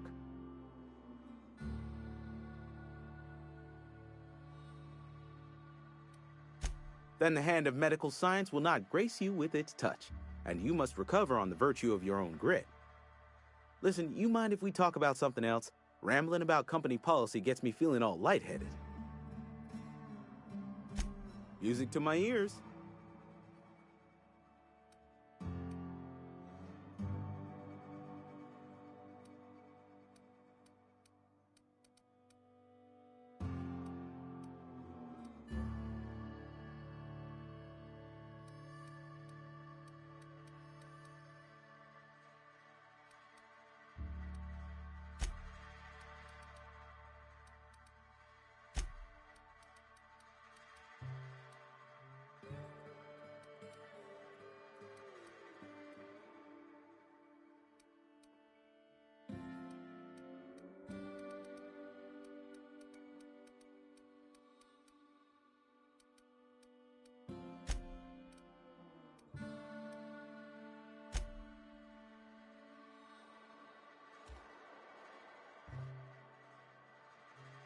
It's not the best choice.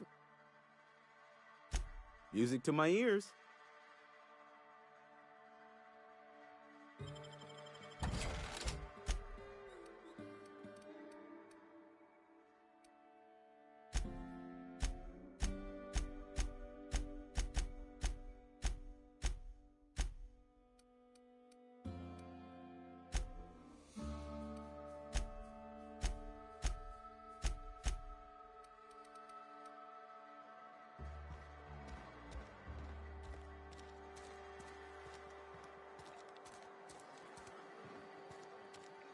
You're not a big drinker, are you?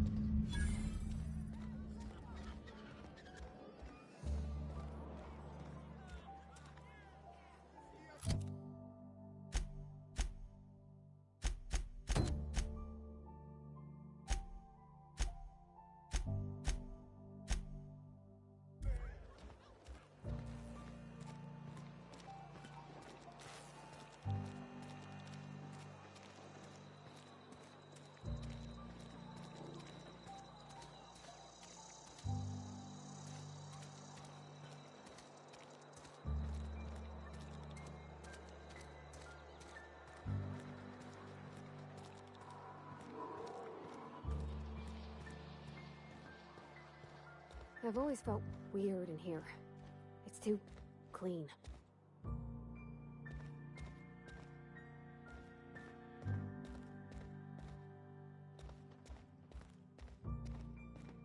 Hey there, Mary.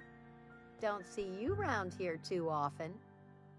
Oh, I just came to talk to the vicar is all. None of us are above confessionals.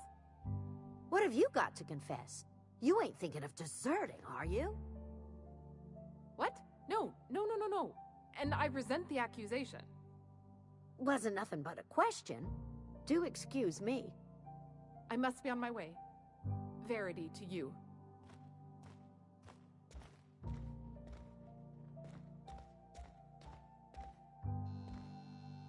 Yes, what is it?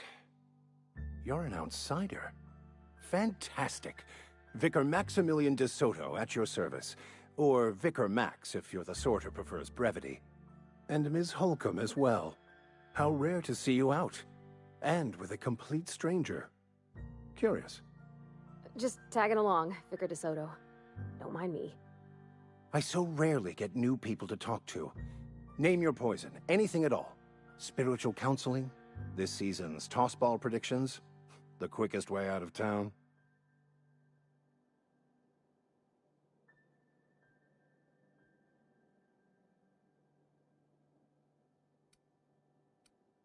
But what?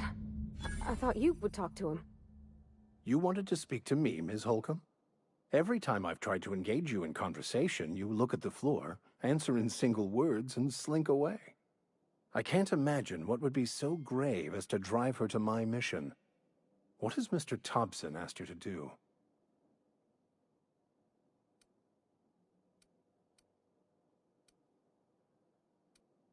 Depriving them of safety from the marauders and wildlife. I can see why that troubles you. Miss Holcomb has a soft heart. Always has, if you believe the talk.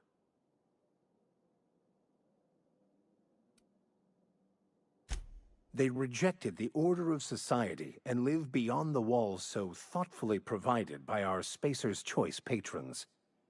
Does that strike you as a responsible life choice?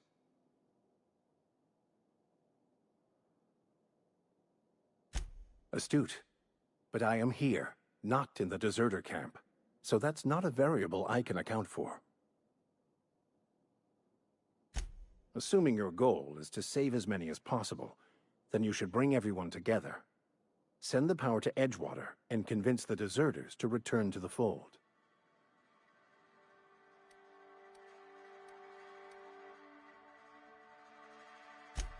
If you don't mind a bit of unsolicited advice, be cautious on your way to the geothermal plant. It is not as safe as you might assume. One of the reasons I transferred here was to fulfill my duty in hunting down banned heretical texts. I happen to know such a book is, as we speak, tainting a collector's library in Emerald Vale. However, the collector's residence lies outside the town's walls. My retrieval efforts have been thwarted by marauders who have overrun the property. Should you fare better than me, I'd pay a handsome sum for the book.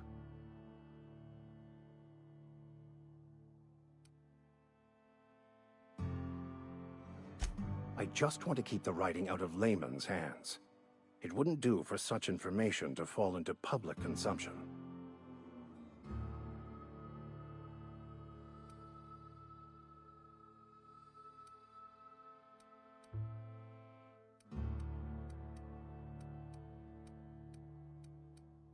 It's a handwritten journal, a faded blue cover with the name M. Bakonu handwritten in the lower corner. I'll mark where I saw it on your map. Assuming you're serious? It is not only a beautiful relic of a bygone time, it's also the thoughts of an early thinker on the nature of man's place in the cosmos. Not many in this colony could understand its true value, should they ever read it.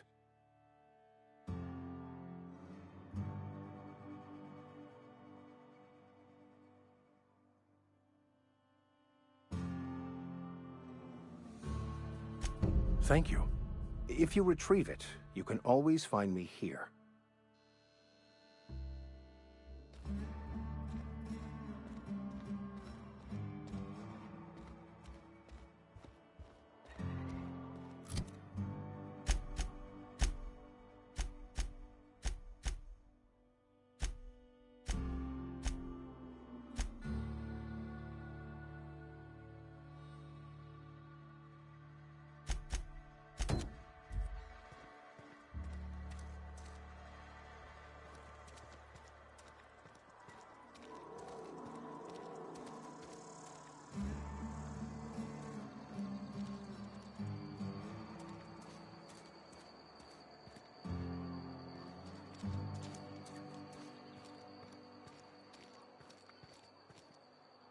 You some sort of freelancer?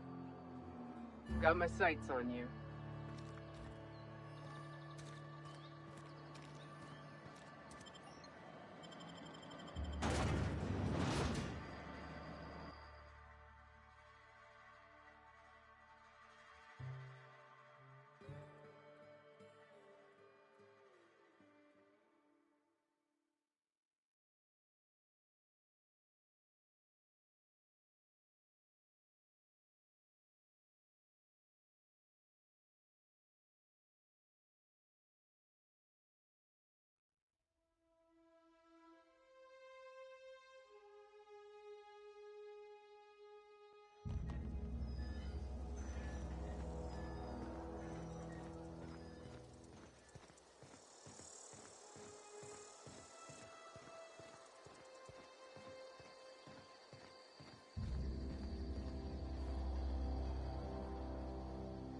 Bring us honor, soldier.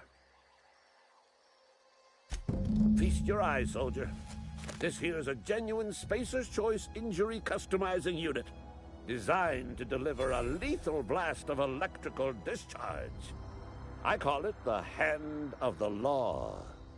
You ever want to see a mechanical flailing around like a grounded fish? You stick a couple thousand volts in its guts. With compliments from old Ludwig.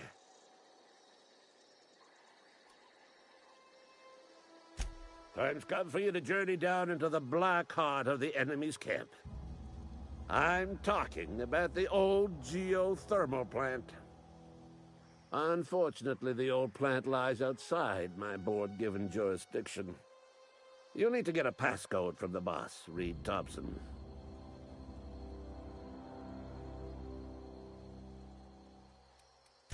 I need you to get us the brain of a mechanical. Well, not exactly a brain. Anatomically speaking, what we're looking for is a logic module. There's the rub. If a mechanical breaks down, the logic module fries. So you can't rip one out of its corpse. You're going to have to find an intact model somehow.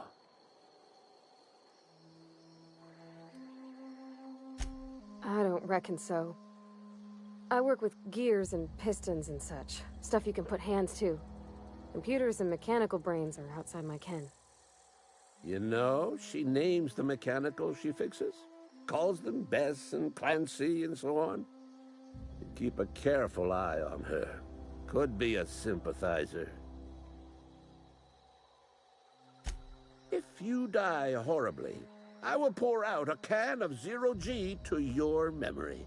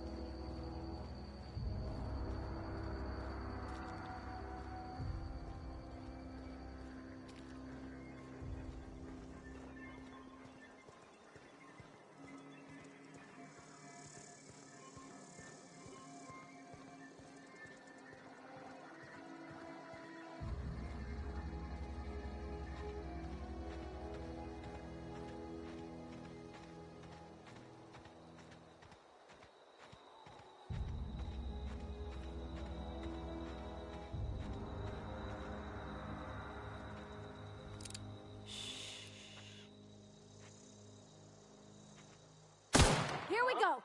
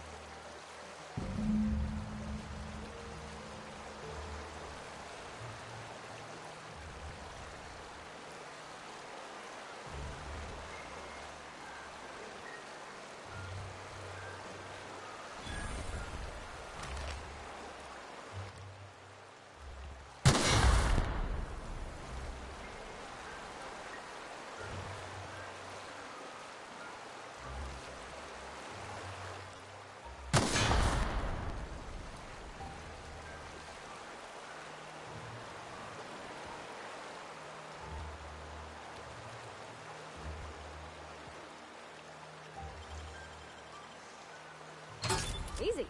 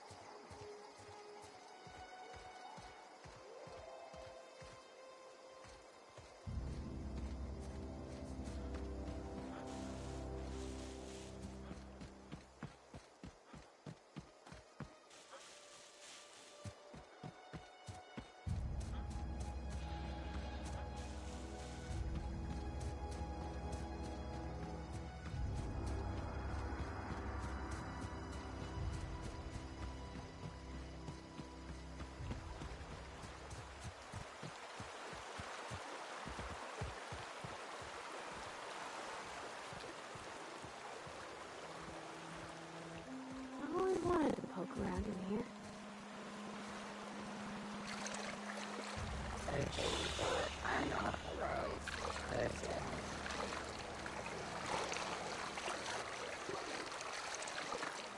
Resetting actions.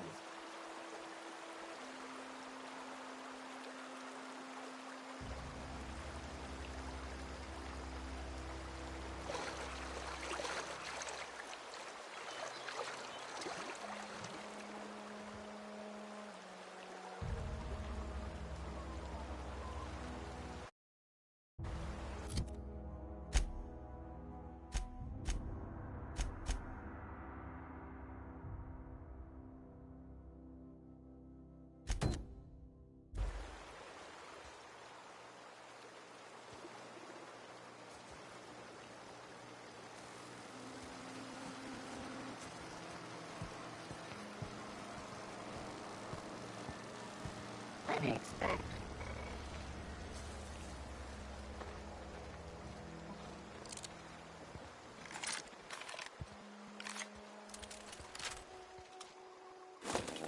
Here they come!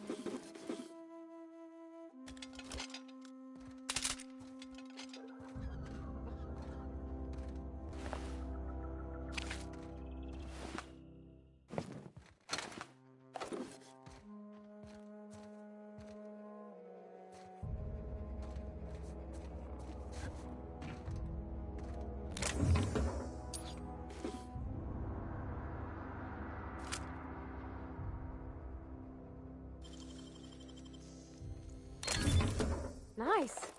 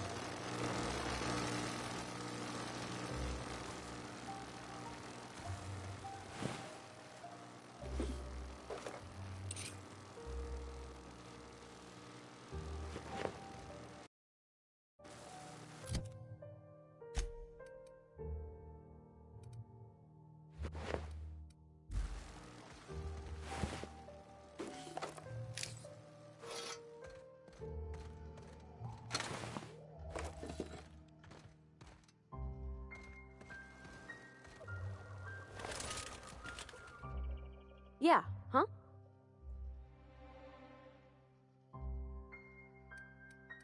You mean about the mission being too clean?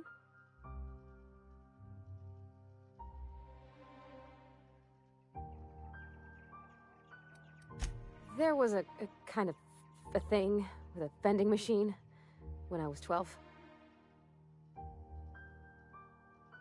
Not intentionally. I've always been good with my hands, right? So I saw a lock on the machine and thought, oh, this must be how they refill it. But I had to know.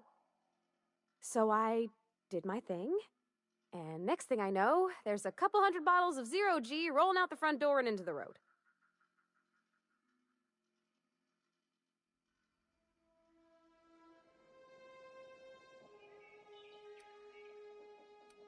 Well, sure. They're not tough. Even back then, before I got real good at that sort of thing. Right about then, a bunch of loaders came rolling in the gate, fresh off the Saltuna ships. And Mr. Thompson was up on the porch making a speech about how everyone would have to volunteer a third shift to get it all canned. Anyhow, you ever seen an auto loader run over a bottle of 0G?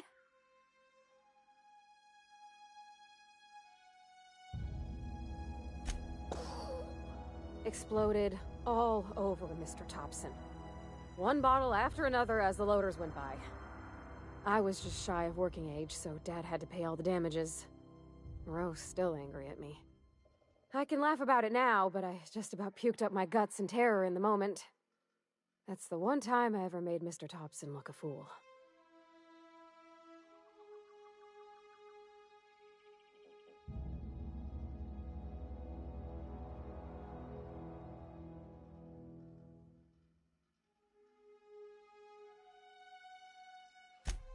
I know, but Vicker says the universe is a machine, that it runs by law. Real machines have gunked up oil, scratches, and worn bits. You can tell they've seen handling, been used by folk.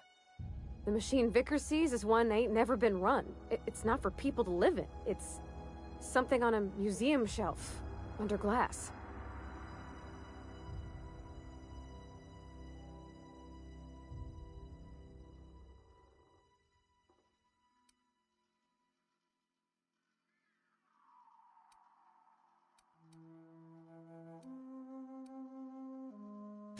fixing the universe is a job for somebody way better than the likes of me. Sorry. I know, it's none of my business.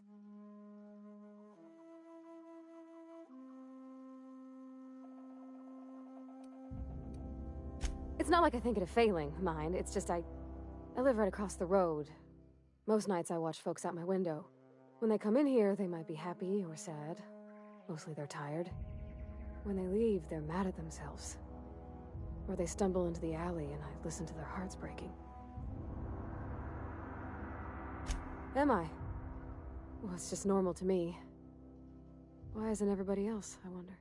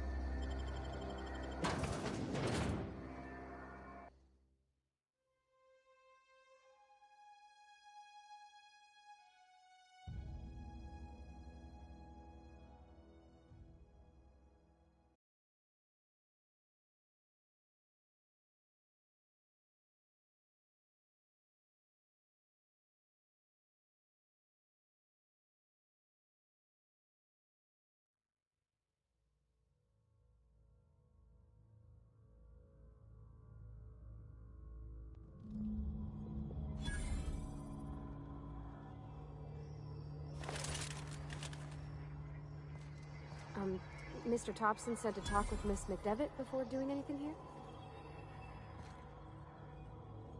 Something you need?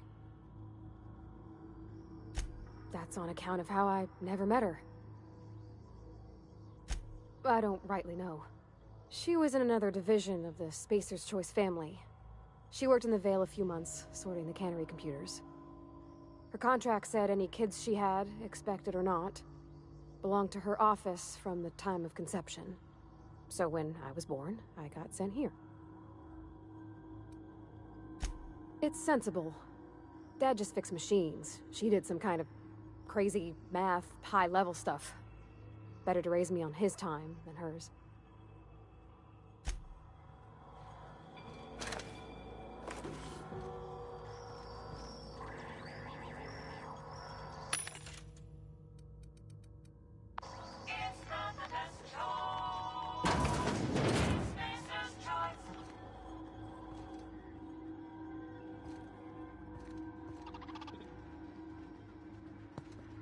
Heads down. System. Get ready! Well, that's gotta hurt. Everyone all right?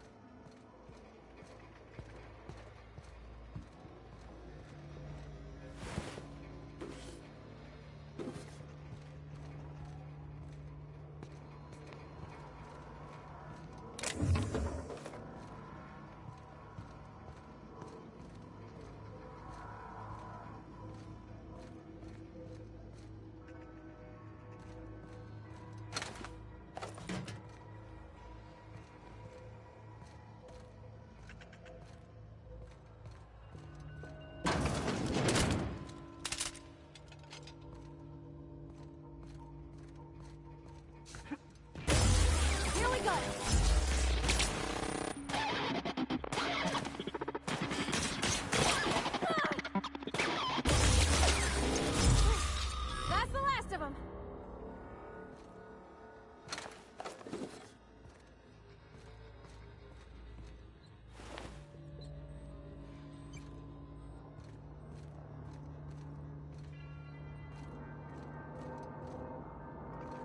Get away!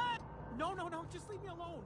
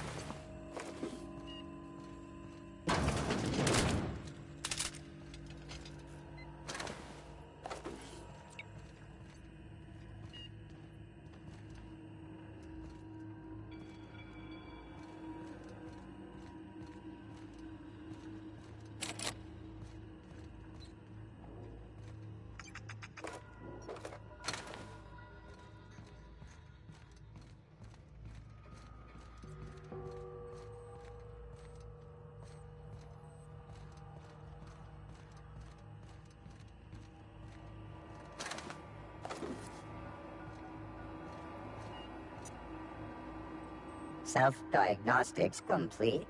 Navigation systems operational.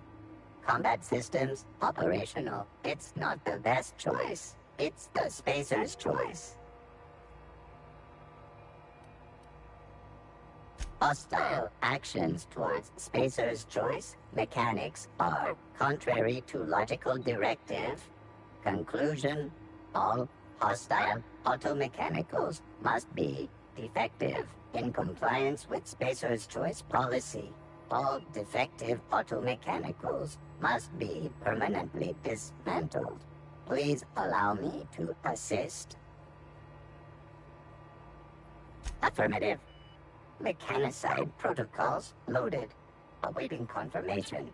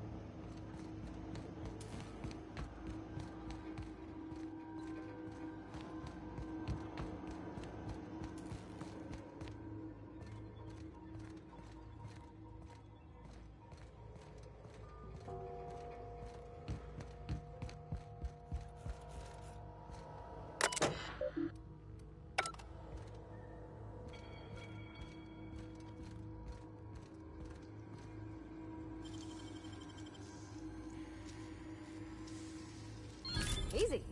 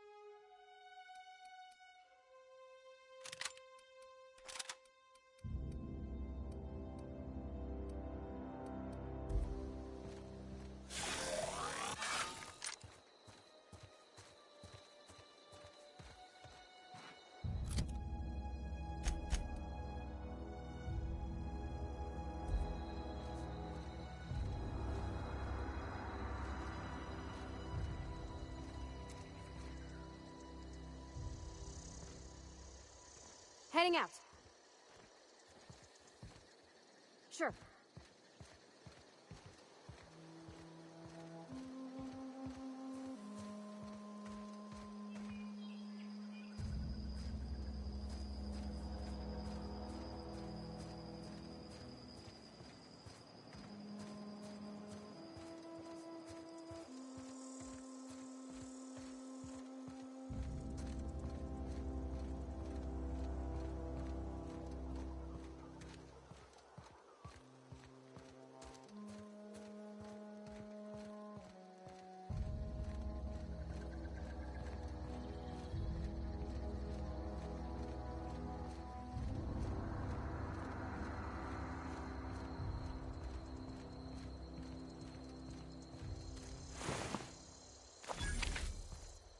Move along, stranger.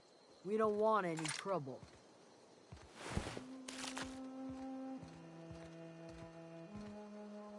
I don't know you.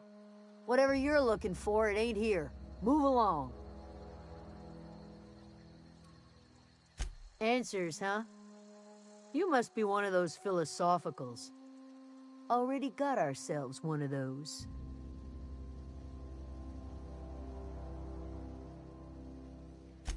Yeah, that's us. And you can tell Thompson we're doing just fine by ourselves. If you're gonna start wandering around my camp, over in the hothouse, tending crop. Enough with the questions. No offense, but I've got a lot on my mind.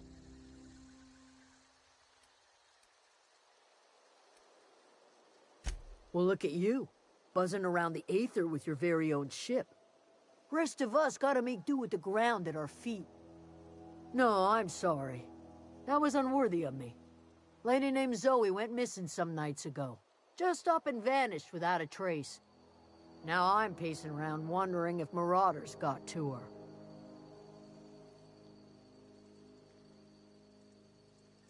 It's not like Zoe to go wandering. Figured she might be out scavenging, but that ain't exactly her talent. Can't imagine where she's gone. Vale's a wide place. She could be anywhere.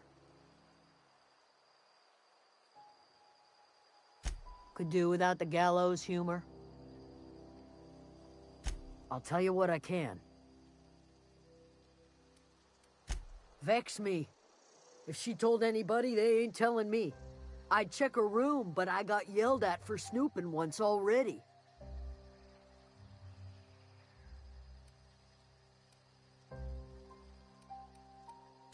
Could be. Dangers aplenty out there.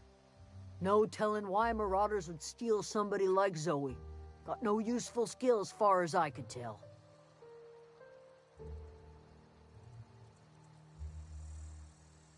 Marauder gang just moved into the districts a little ways east. Their numbers are growing. Gotta come from somewhere. Well, enough to know we never got on. Zoe and Stefan were close. If anybody knows the workings of her mind, he does. She was lazy and thoughtless, but she's still one of our own. What is it?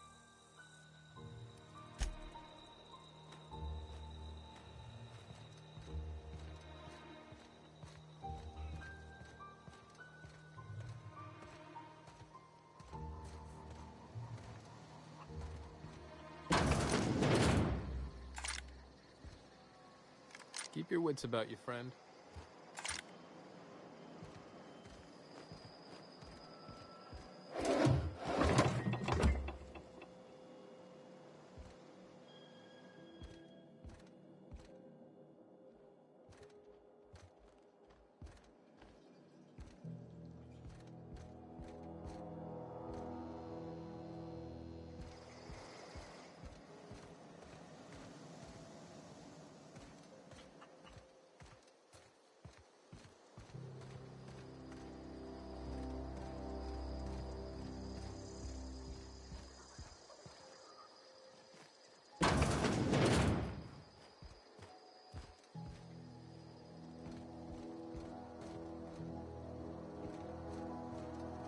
Oh, that's Thomas.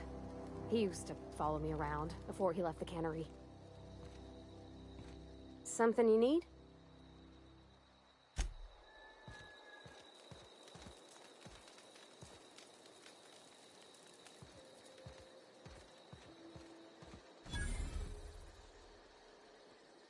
Oh, didn't see you there.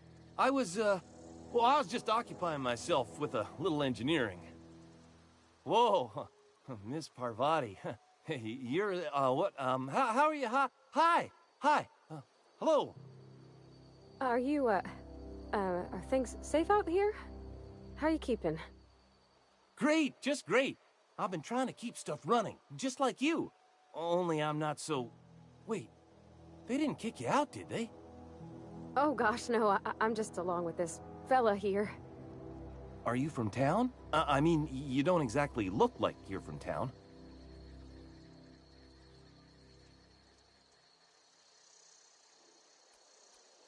Never heard it phrased in such a way before. I guess we're all trying to get our ships off the ground, ain't we?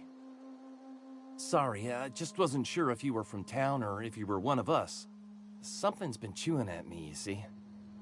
Fact is, I've been, well, lying. To everybody here. Camp thinks I'm a mechanical genius, but I couldn't fix a busted chair. I'll take all the help I can get. I set my mind to learning the craft of the engineer, you see. I want to make something of myself. You ever heard of the Young Spacer's Guide to Mechanical Engineering? Comes in a set of 3. If I had my hands on one of those data pads, I could teach myself the ins and outs. Those are good. My dad kept a copy with him when he was working in the cannery. I know the old community center kept a copy. Should find another one back in town. If you could find me even one of those pads, I'd be greatly obliged.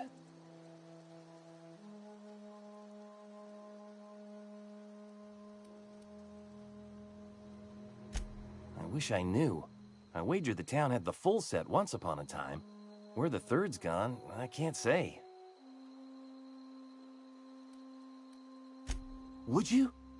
I'd be grateful. What's on your mind?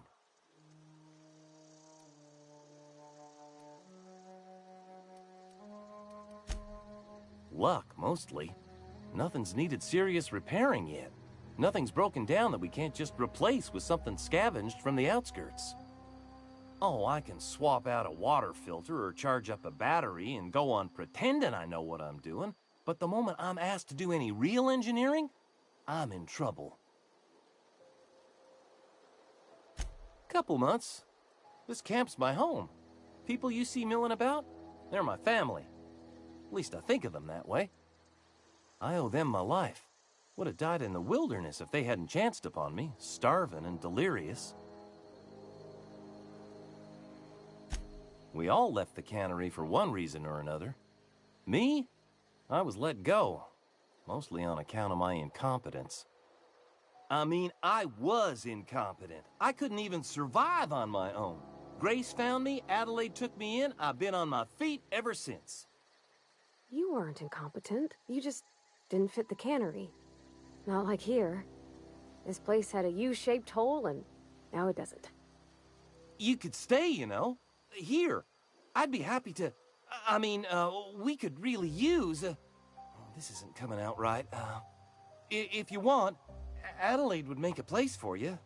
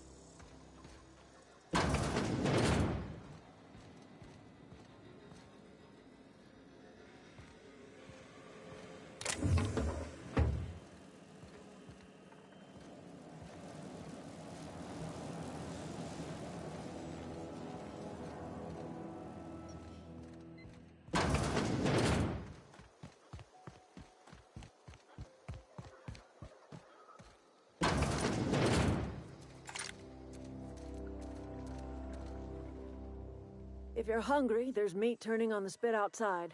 If you're bearing illness, find a place to lay your head down and I'll fetch you a poultice.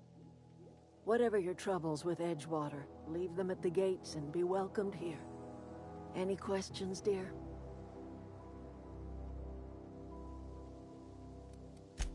Really?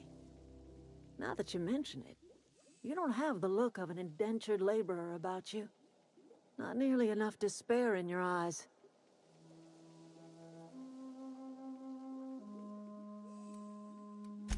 Hi, Miss McDevitt. Parvati. Are you still in the custom of collecting flowers? You're welcome to take your pick. I do apologize for visiting upon your intentions. You and yours are welcome here. Are you staying long? You should try some of my tobaccorn tea. I brew it in an old spittoon, but it's been cleaned.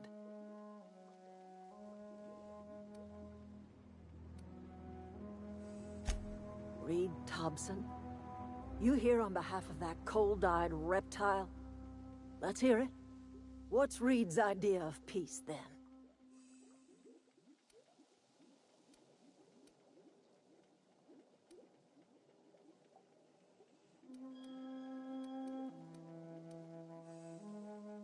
Like everything else that comes out of Edgewater, that peace offering is canned. I and my own are living just fine out here by ourselves.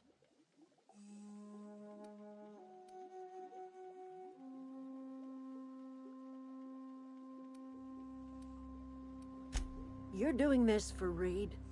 Why?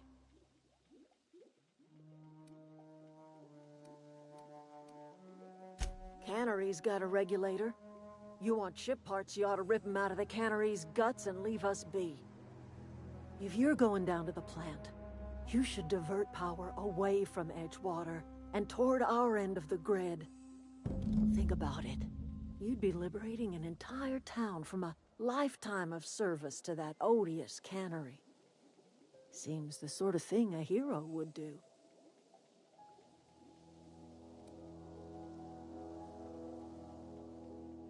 You've seen that miserable excuse for a town with your own lamps. Hollowed out workers laboring their lives away at the cannery, living off whatever scraps Spacer's Choice throws them.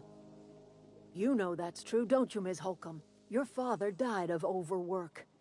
His heart gave out. He was tired all the time, sure, but he was old, ma'am, and he raised me all by his lonesome. Look what they did to this child. Lost her family to the company, and still she defends them.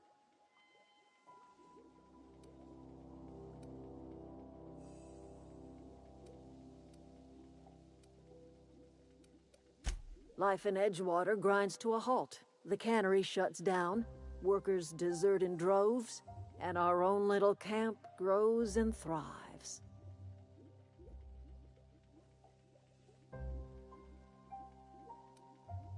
You bring power to Reed's town and you'll be killing us. Reed knows it. He's counting on it.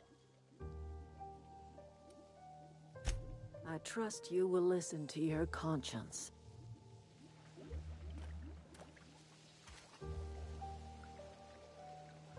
Yeah, huh?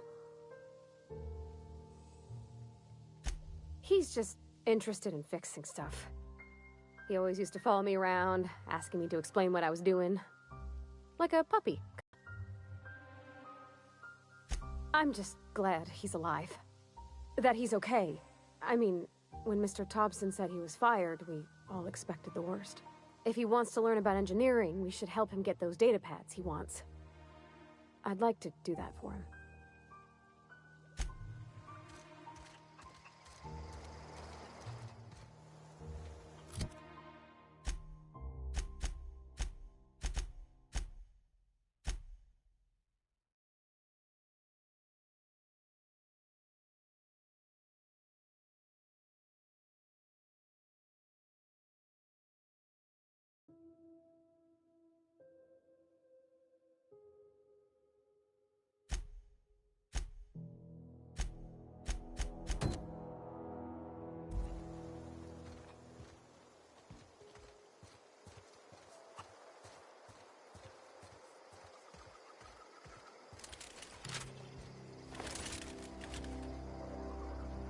You hungry? We got canid ribs, canid flank, canid snout, too. Something I can help you with?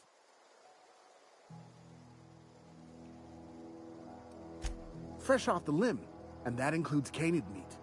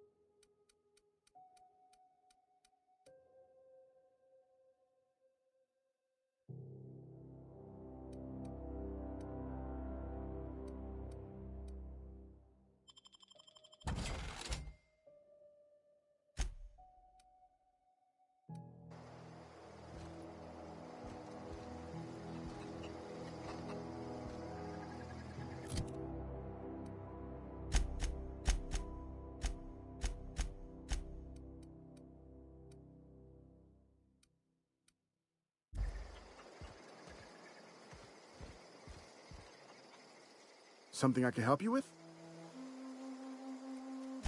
You mean Zoe? Yeah, we were pretty close. Not like her to go loping off.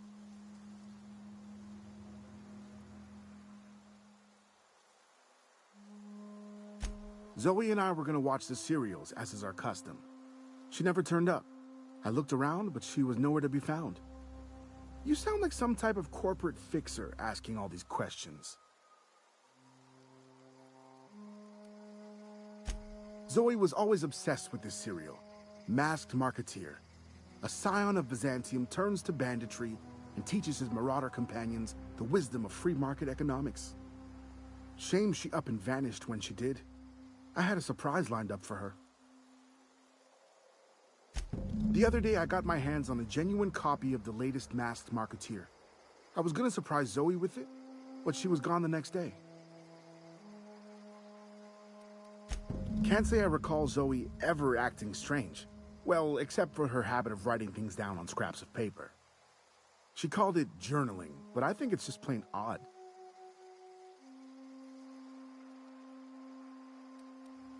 Hey, I got time. I'll help if I can.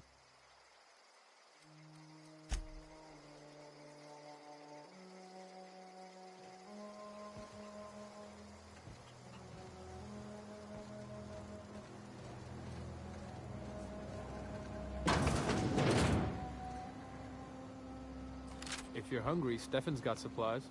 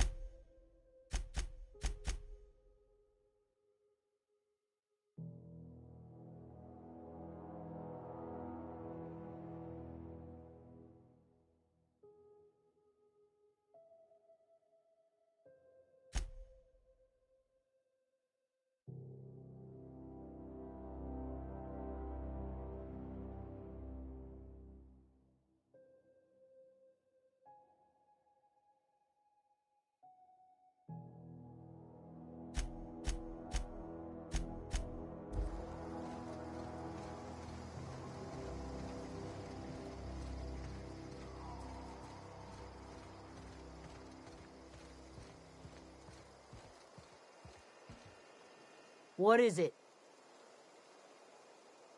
I'll tell you what I can.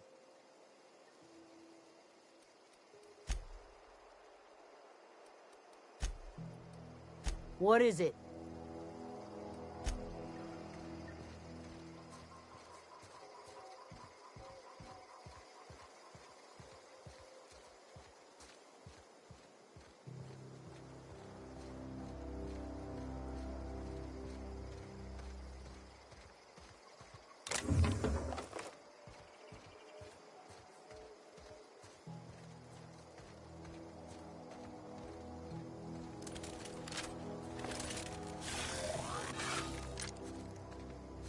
For me.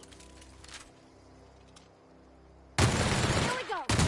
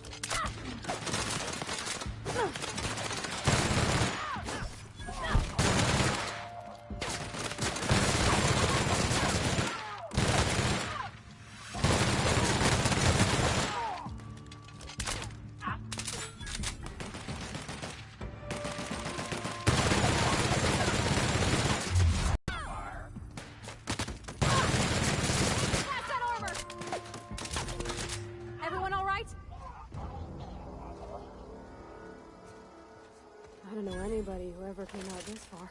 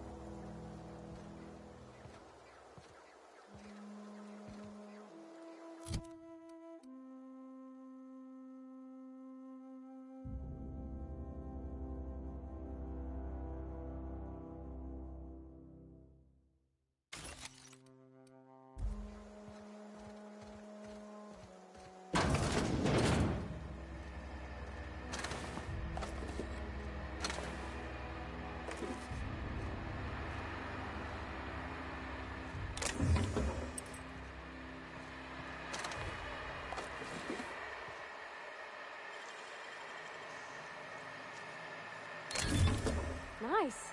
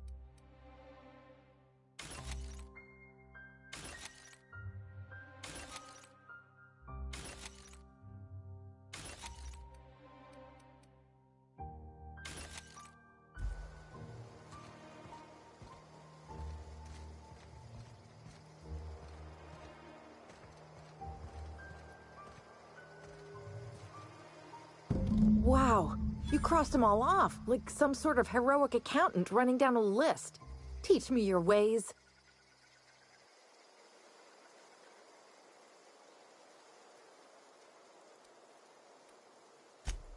What? You mean Adelaide's little congregation of nature-loving nobodies? I could not possibly be less interested in them. You, on the other hand, you were a sight to behold. If I had half your skills, I'd be the greatest outlaw the coast has ever seen. I'm great at clarifying. No. I insinuated myself into their company, see? And they didn't seem to mind one whit.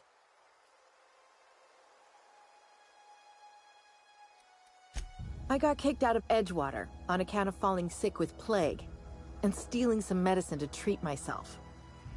I'd heard some outlaws set up camp in the botanical labs. I decided to throw in with them, seeing as I always wanted to be an outlaw myself.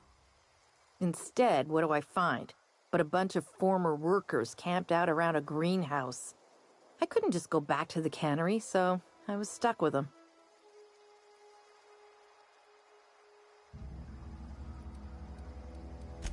I've got all the time in Halcyon. Why? Adelaide wants me back on garden duty or something? Thanks, but I'm not going anywhere. This is where I belong. I doubt that. Nobody in that camp really cared about me.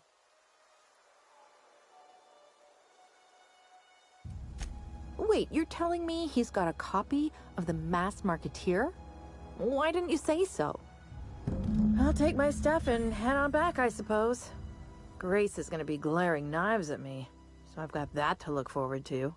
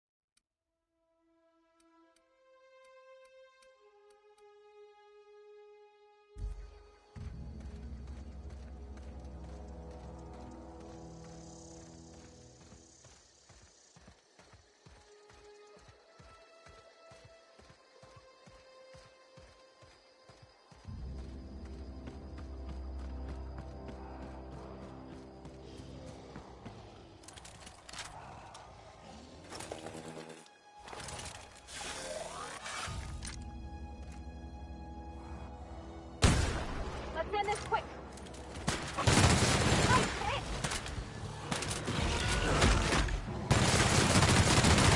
Down they go! Oh! Ah!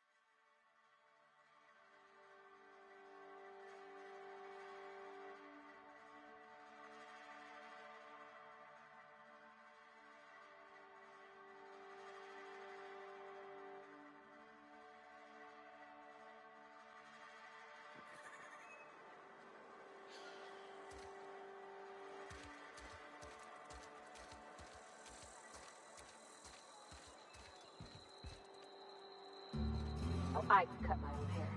But Conrad sells real good disinfectant.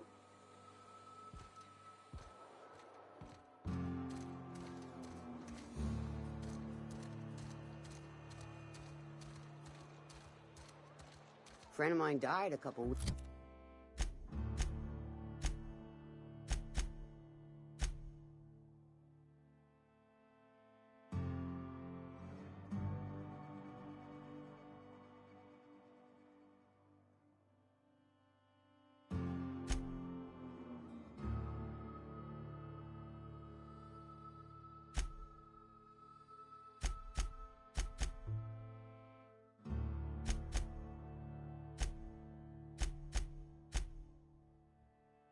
Weeks back, still ain't past it. I've never actually been in here.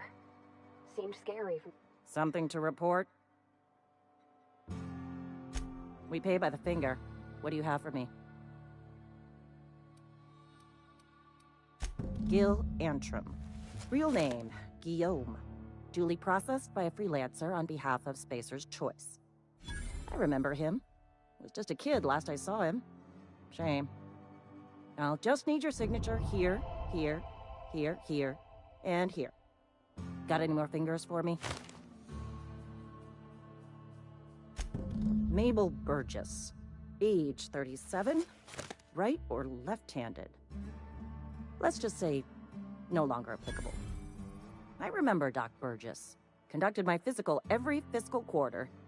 Guess she couldn't keep her hands off her patient's medicine. Still one outstanding bounty. If you've got a finger, I've got the paperwork. Here we are. Bertie Cotton. Cause of death. Let's just say overwhelming physical trauma. Bert was the local preacher before Max took over. Always was quick to remind us that we all get what we deserve in the end. Well, that's all three. I must remember to requisition some more fingerprint ink. Here's all the compensation you've earned, plus a bonus.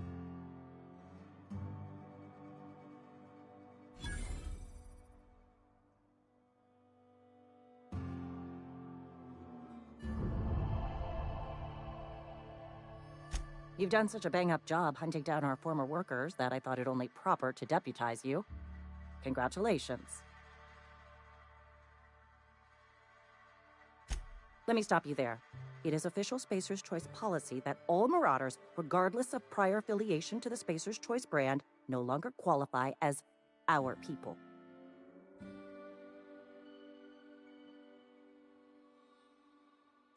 Marauders are folk who lost the will to keep working, wandered out into the wilds and gave into their baser instincts.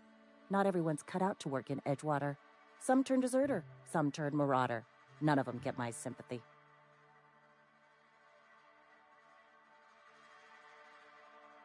Uh-huh. I recall young Eugene. Good kid. Nice smile. Fussy about his health, though. Took a little too much adrenatime. That'll do a number on your brain matter. Says so right on the warning label. Violent psychosis is a well-documented and legally accounted for side effect of adrenatime. 痛い雨が突き刺さる。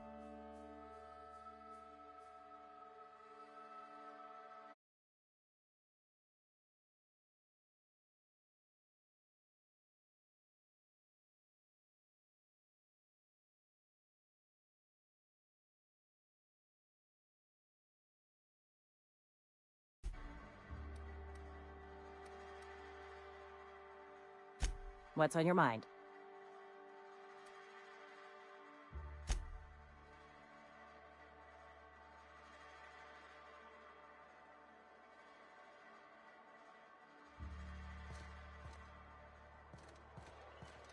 I've been feeling pretty low these days. Nothing I can do about that.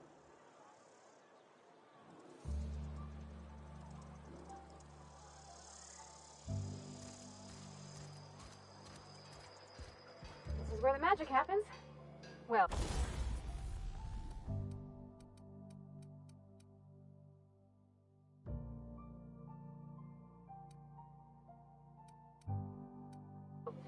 science.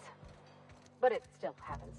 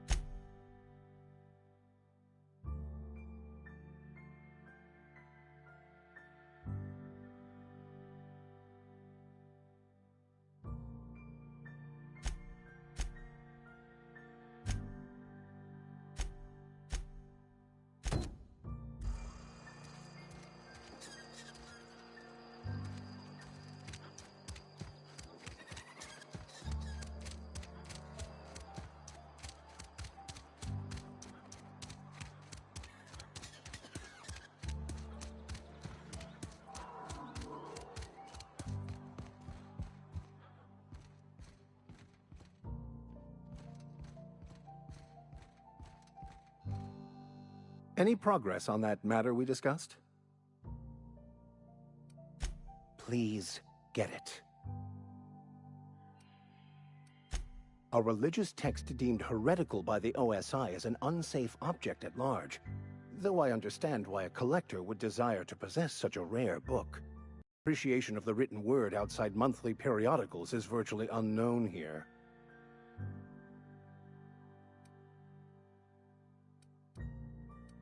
They who are not satisfied with their work are satisfied with nothing. No? How about, work fortifies the spirit. True exhaustion awaits idle hands.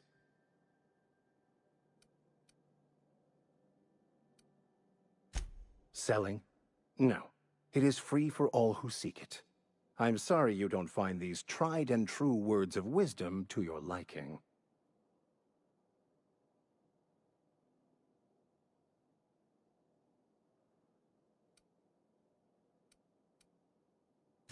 Have you?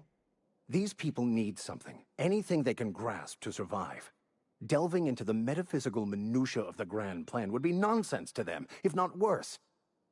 My apologies. The townsfolk are having a tough time of it, and it's been difficult for me to enrich their lives. They are good people. It is just difficult to reach them.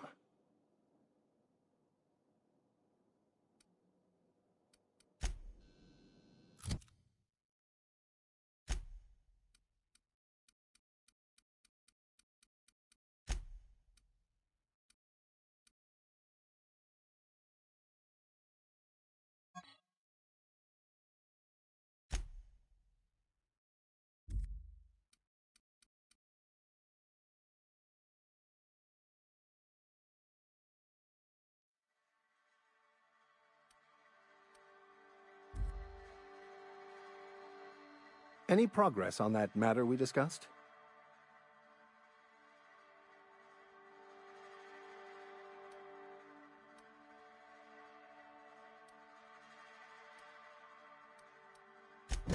Wonderful. This is fantastic. Well worth all the sacrifices Wait. What the fuck is this? Is this French? I can't fucking read French. It's a law-forsaken joke is what it is. French! Ha! I was so high and mighty, preaching to the yokels about following the plan, while fighting it at every turn.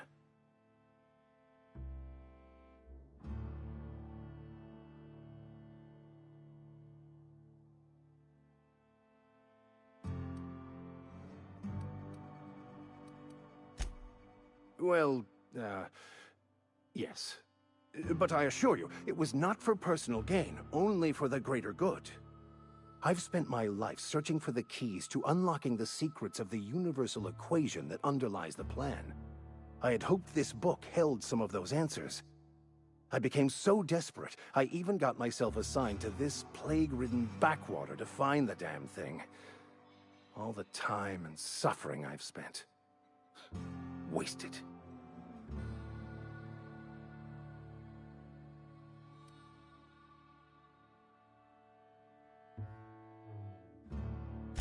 Bakonu, the author, had some interesting theories about man's perception of reality that I thought could be applied to our attempts to decipher the plan. Unfortunately, he was also one of the founders of the philosophist school of thought, so the book is banned in this colony.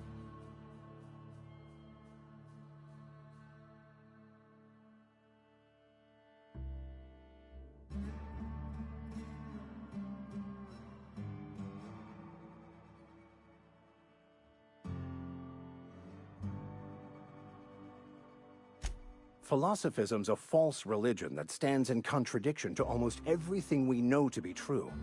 They believe all is chaos, in stark contrast to OSI's belief in the plan. But most of the philosophist perversion of Bakonu's thoughts came more than a century after his death.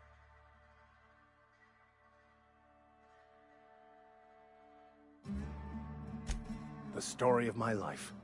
Most lay people are not aware of this, but we've not discovered any new insights into the plan for a long, long time. I had an idea that we should welcome the truth, no matter where we found it. I had the worse idea to share my thoughts with a superior. And that's how I ended up assigned prison duty, where I was fool enough to let an inmate bend my ear with stories of an original Bokonu journal. But that's neither here nor there. What I need to do now is to find a translator, obviously. But to do that, I'll first need to secure transport. You have a ship. Perhaps I could make myself of use to your crew.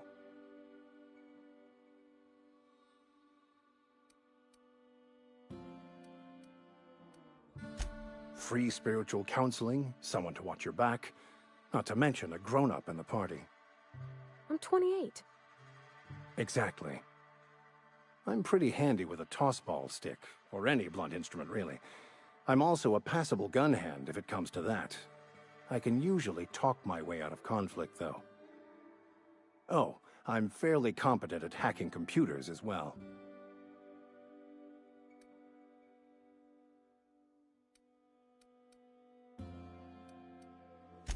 Fantastic. Let me get my things in order, and I'll catch up with you. Edgewater's gonna miss you. Folk here always had good things to say about their vicar. Thank you, Ms. Holcomb. I'll be glad for the change of scenery, and to leave this place behind. I shall see you on the ship, Captain, whenever you're ready to leave Emerald Vale.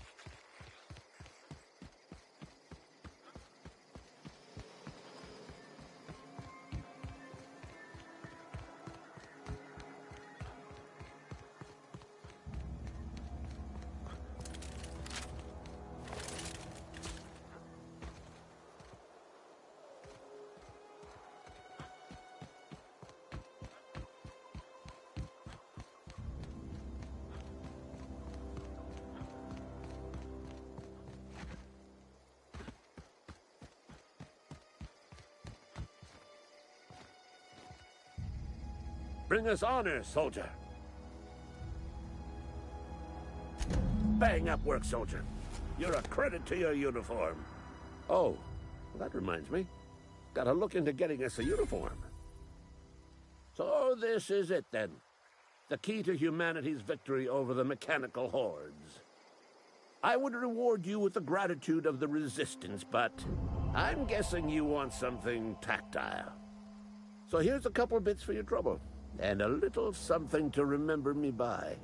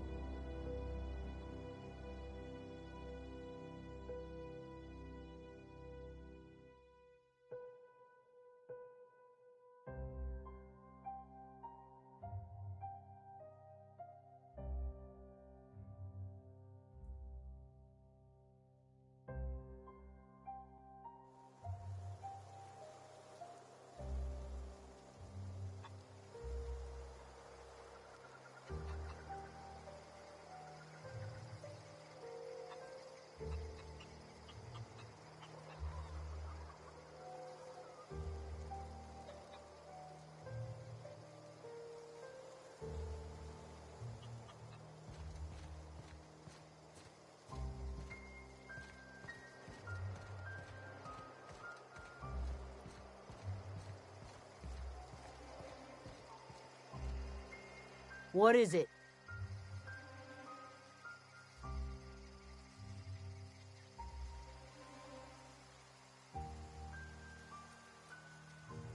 We didn't always get along, but I'm glad to know she's safe. What happened, anyway?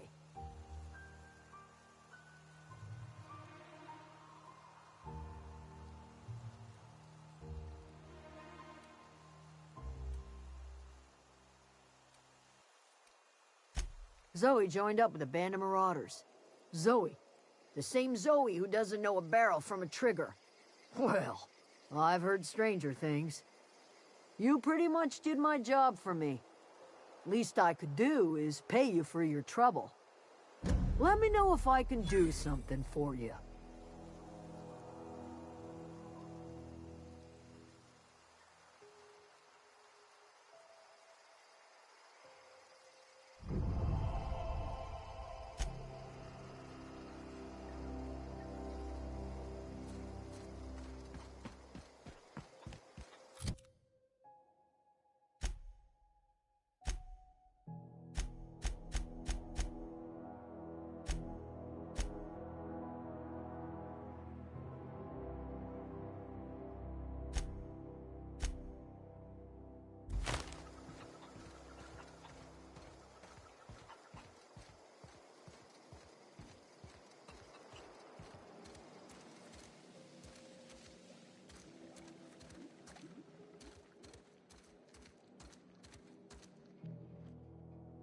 Anything else I can do for you?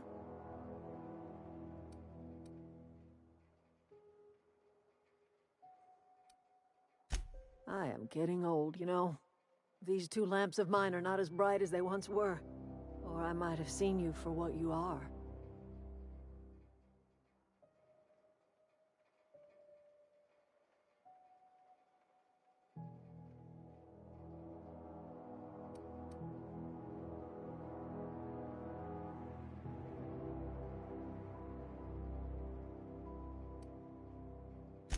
Remains to be seen. Might be the man that saves the Veil. Might be Reed's personal gun hand. People around here lack the strength to effect change. Or they have the strength, but not the will. You seem to have both. A little prattling never hurt anyone, dear. You might even catch a little sense, if you listen close enough. I can't stop you from conducting your business down at the plant. I just want you to know that if you take our power away, you will have brought an end to our way of life.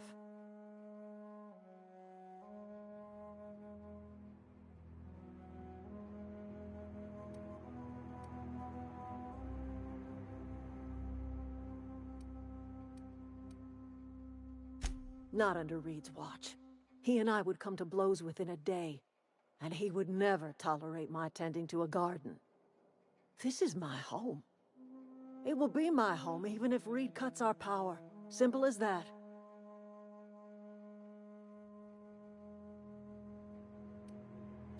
That's because Reed was my boss. I was the cannery's one and only flavor specialist, you see. Remember that limited run of white chocolate saltuna? That was all me. My son worked in that cannery. When the plague started coming, he was one of the first to fall sick. We had a store of medicine locked away, but Reed refused to treat him. Said my boy didn't deserve treatment. Said the medicine would have been wasted on him. So I buried my boy in the cemetery, gathered my belongings, and left. That's as much of the story as you need to hear.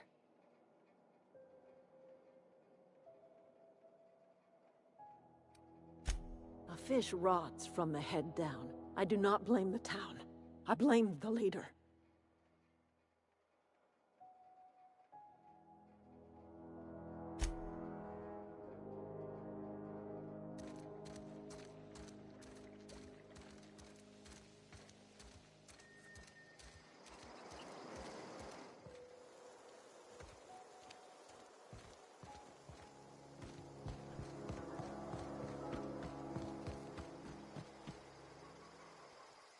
Any luck finding one of those manuals?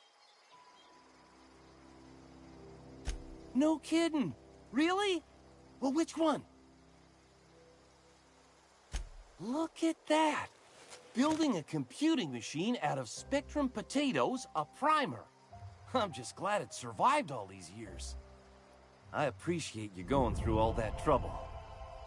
In fact, I put aside something special, on the off chance that somebody'd search out those data pads for me. Well, don't keep me in suspense. Ain't that just ironical? If I'd worked a little longer back at the cannery, I might have found this myself. 2 whole data pads? Be still my beating heart. Oh, almost forgot your payment. Sure, I'd be glad to take them off your hands.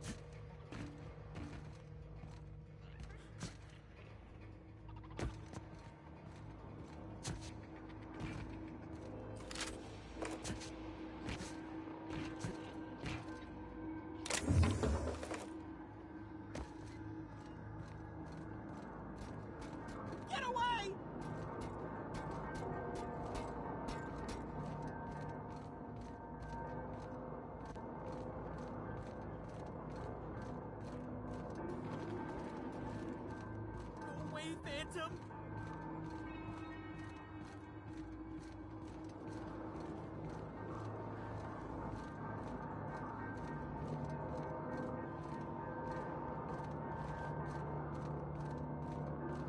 Get away!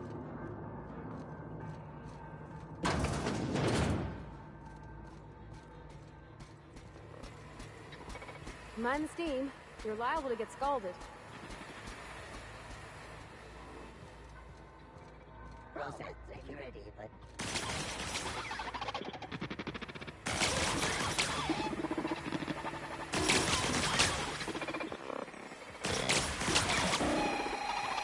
Exiting security enforcement mode.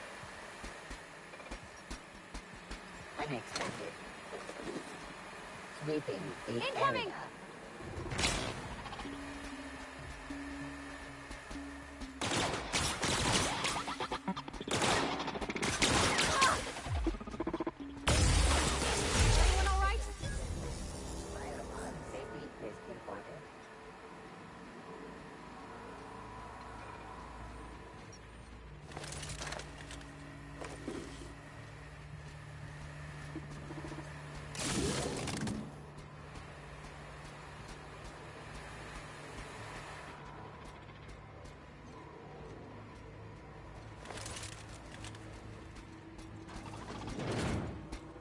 Processing.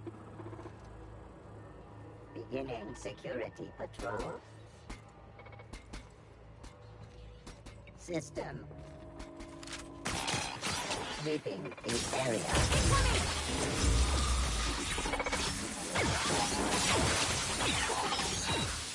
Repairs required.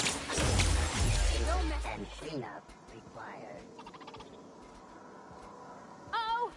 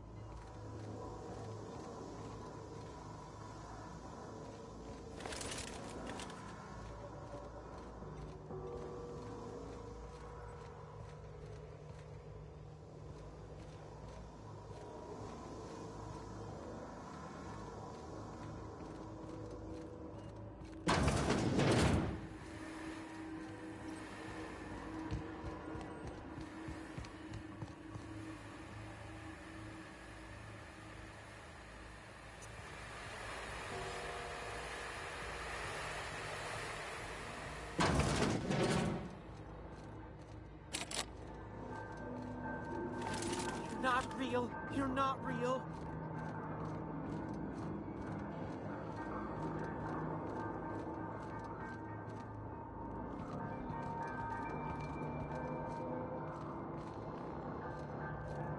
Go away, Phantom.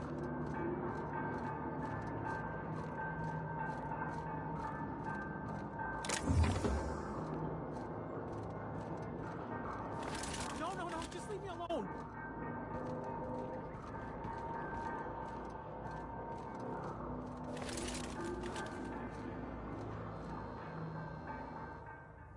You're not real. You're not real. Get away from me, Phantom. Shoot. Scram.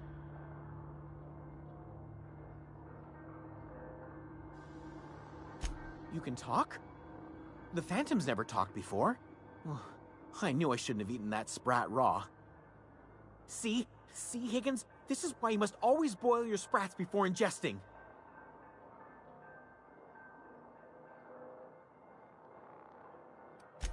Clearly, I mistook you for one of the phantoms of my imagination, which terrorized me on occasion. Chester D. Higgins. The D stands for definitely not insane. I use it as a reminder.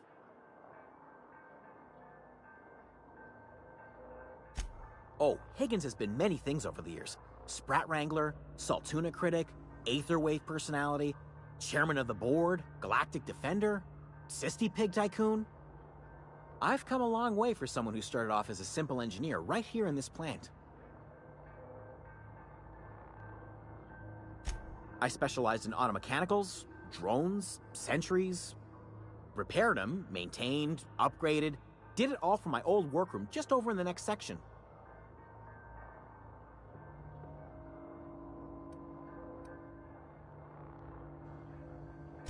Look, I don't want to fall into any trouble with the mechanicals. If they wise up to our plans, they will come for us. With prodding irons.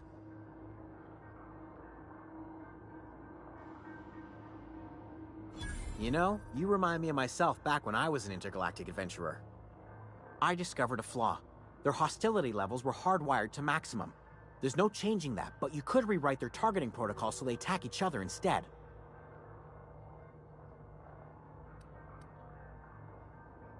Yes, that's exactly it. I see you're also versed in the noble art of mechanical engineering. There's a behavior control terminal in the other room. It should have options to change how the mechanicals act, including whom they shoot at. Oh, that reminds me. You'll need my passcode to access the behavior control terminal. Here, let me just write it down for you. The tail. Definitely start with the tail. If you're feeling adventurous, the ears are a particular delicacy. Mechanicals lost their bolts. Opened fire on anything that moved. It was pandemonium. I was on cleaning duty at the time. My old boss had me scrubbing pipes when the killing started. So, as usual, I missed out. Jimmy'd opened the vending machines. That lasted a good couple of months. Eventually, I had to resort to more unconventional means of filling my insides. Braised. Boiled, charred, skewered. Sprats are good eating, friend. Chock full of brain food.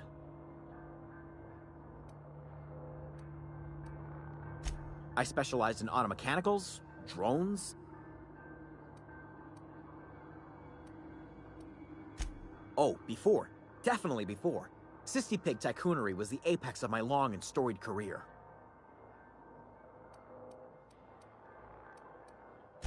Jimmy'd opened the vending machine.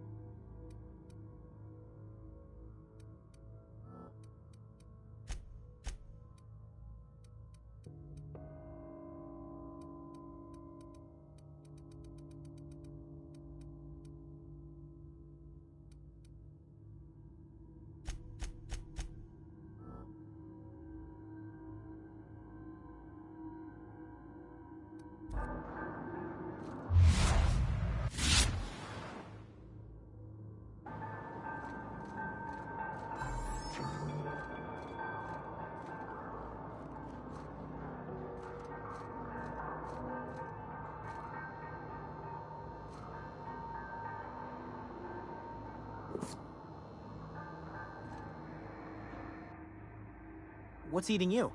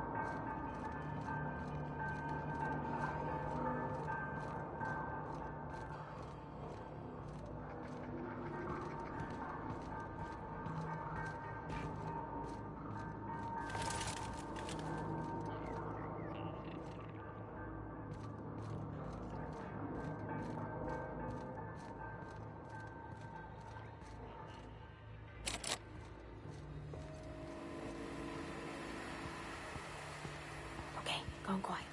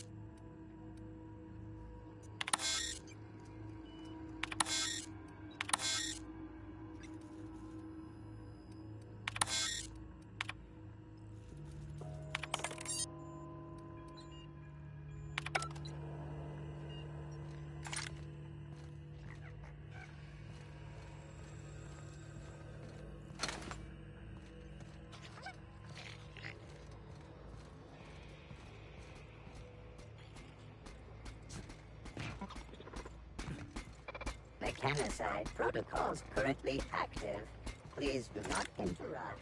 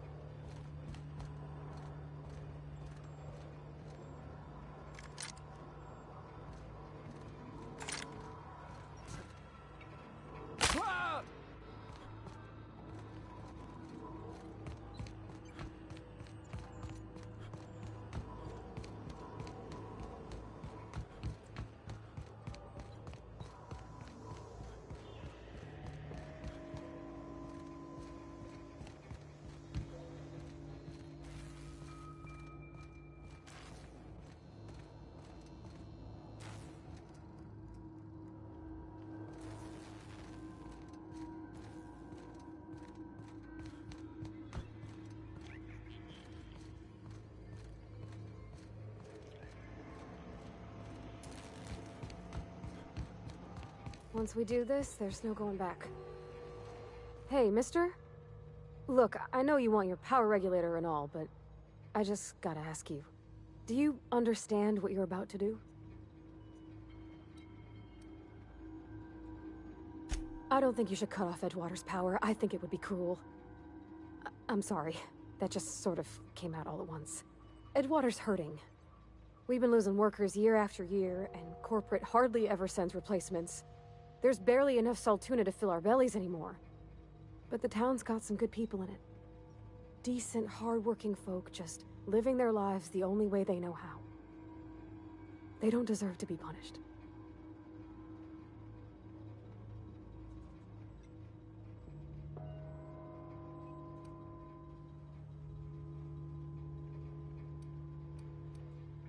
Sorry, I didn't mean to babble on like that. I felt like I had to say something.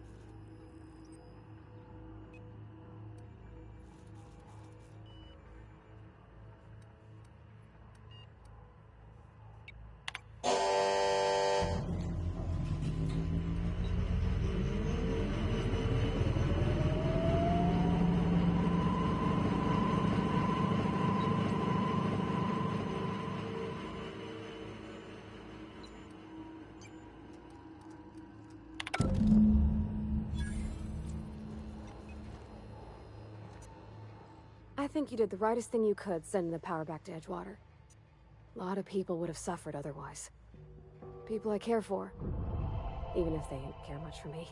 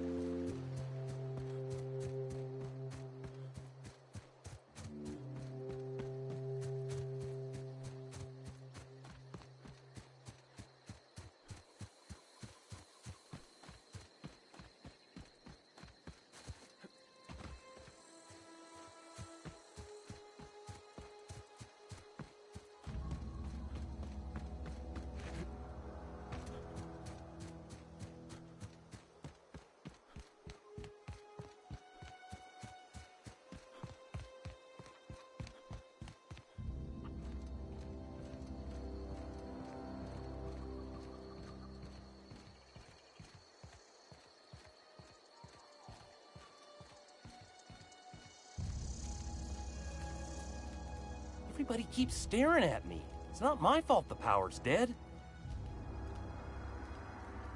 No kidding. Really? Well, which one? The geothermal plant? Now that is just incredible. You really went exploring down there? Adelaide always told us it was swarming with hostile mechanicals. That's a complete set. All 3 parts. I'm gonna be the greatest engineer Halcyon's ever seen. Aside from you, Ms. Parvati, I swear, I'll do you proud. I'm glad we could help, Thomas. I've been saving something for you.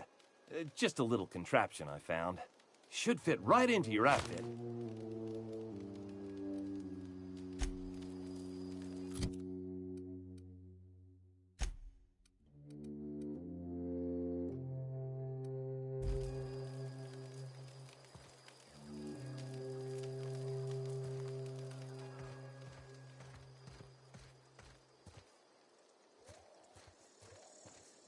Home is where the heart is. Marauders took that saying a little too literally.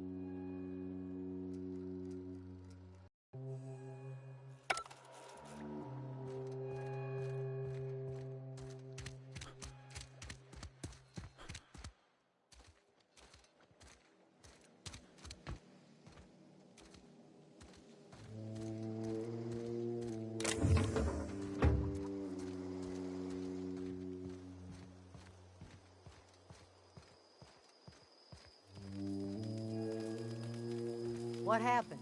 Sprat fell into a transformer again? Food's bound to spoil at this rate. I don't know what you did to talk some...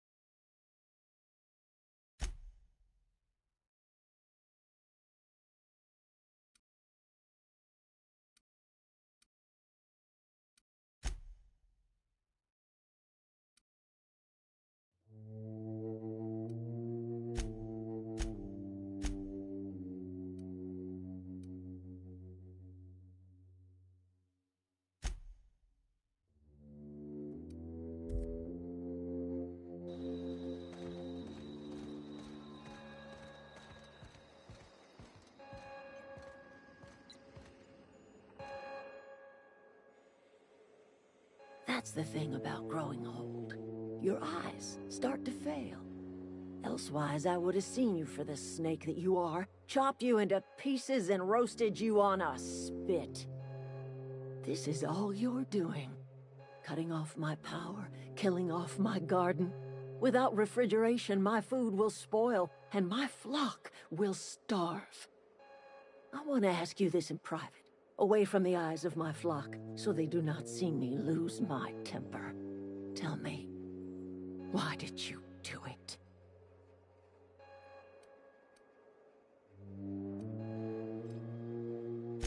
You want my flock wasting their lives in that cannery? Fine. Go and talk to them. Go talk to Grace and Thomas. Look them in the eye and tell them their life here is over, and the only thing left to do is go back to Edgewater. This is now your responsibility. And you tell Reed Thompson that I will never return to Edgewater. I would rather die among my flowers than live under his management.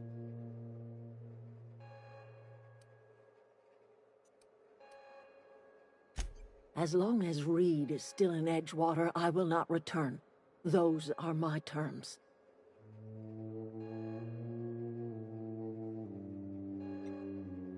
You offering to cross Reed off, huh? This some sort of twisted reparation for what you've done? Or you just looking for a chance to sow some chaos? Kill Reed if you must, or talk him into leaving if you can. He and I are not sharing the same four walls together.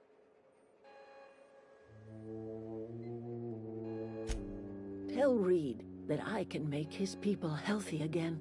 I can end their plague. Start a new garden right in the cannery. 3 square meals for every man and woman in Edgewater. Tell him how I've made the Vale bloom again. The soil has whispered its secrets to me, and I alone know how to breathe life back into the earth. The secret is human corpses. I've been grinding them up in my fertilizer for years. Marauder, worker, don't matter much to me. The human body is rich with nutrients.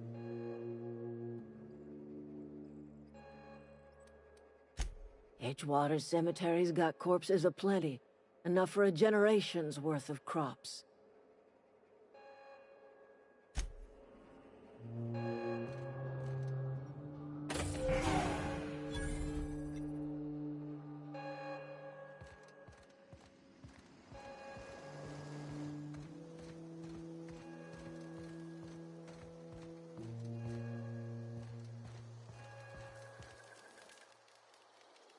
Sorry, I'm just trying to figure out what to do is all.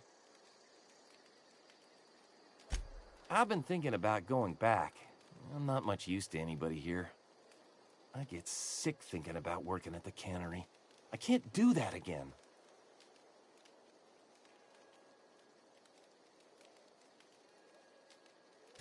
You know something? I think you're right. The town could use another engineer, and I'm on my way to becoming one. I could do a lot of good in Edgewater.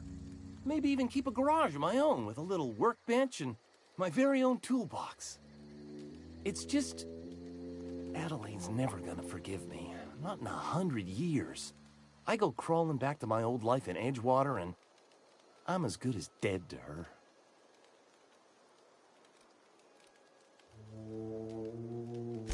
Are you sure about this? If we head back to Edgewater on our own, Adelaide won't come with us.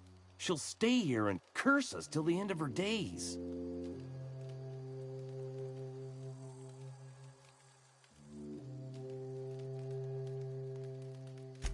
I expect we got no choice. Edgewater needs us back, and loath as I am to admit it, we need Edgewater. You okay with this, Grace? My affairs are all settled. Thanks for helping me with Zoe. Just give us some time to gather our personals and say our goodbyes. If you run into Reed, you tell him we're coming back, yeah?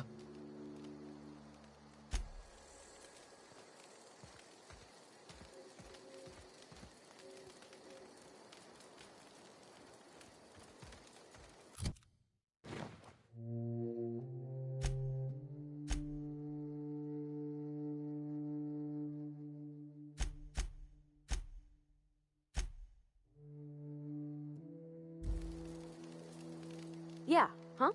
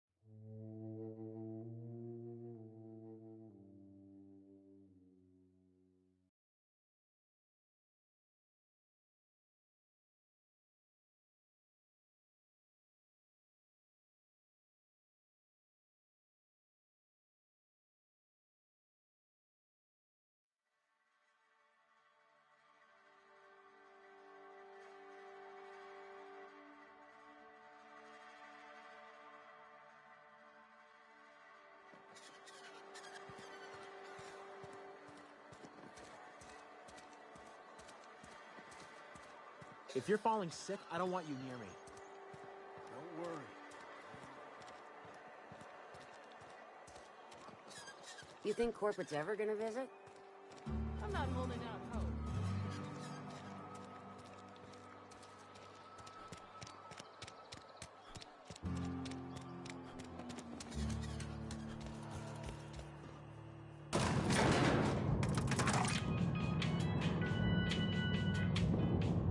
Where are we headed?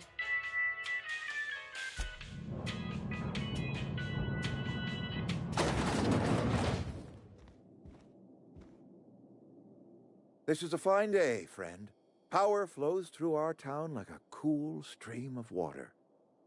I trust Adelaide's people have seen their way to reason. So, when can I expect them back at their posts? That's good enough for me.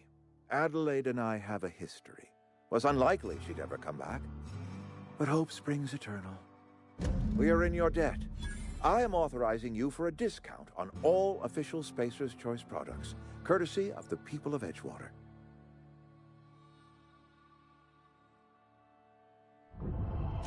By all means.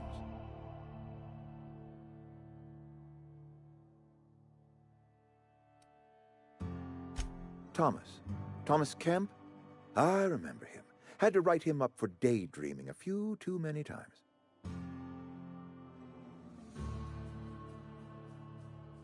He tries real hard, Mr. Thompson. This is something he wants to do. That'll make him twice as good. I will give him a chance to impress me. If he knows his way around a toolbox, I may have a place for him in the Holcomb workshop. This whole fiasco is not one I am keen on repeating. I was too hard on my own workers. I pushed them to their breaking point. With more hands at the cannery, I expect productivity will rise. I expect we'll grow. And I expect I can ask corporate to send us some more medicine. We'll survive, one way or another.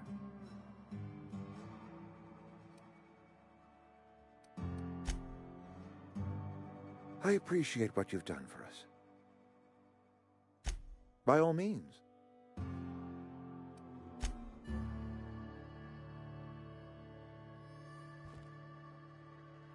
Yeah, huh?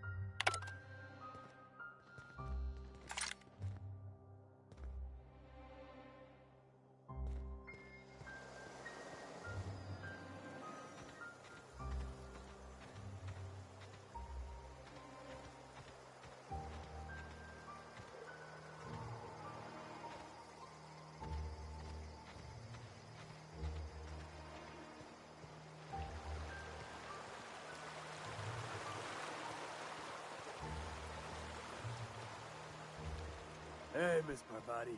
Come for a visit? Not today. Just helping this fella.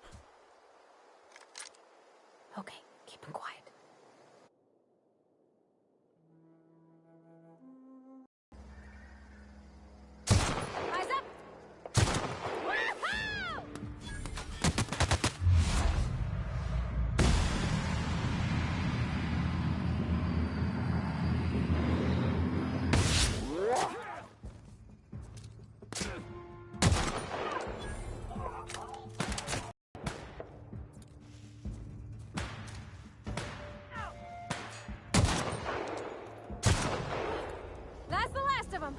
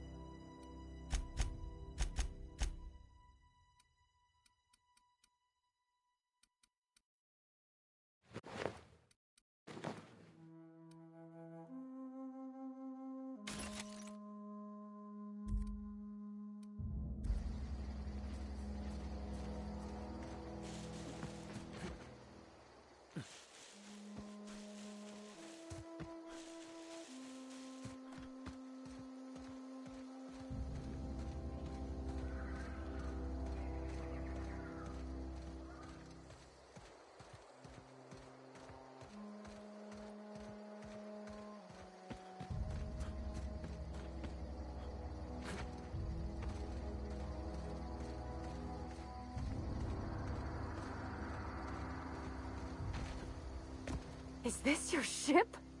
Oh my stars, she is just so handsome. Does she have a name yet? What's her drive model? Oh, gosh. Listen to me babbling. When I was in Edgewater, I dreamed of flying on a real ship, working on a real engine, belonging to a proper crew. I'm the only decent mechanic Edgewater's got, but every time I think of going back, I get this sinking feeling.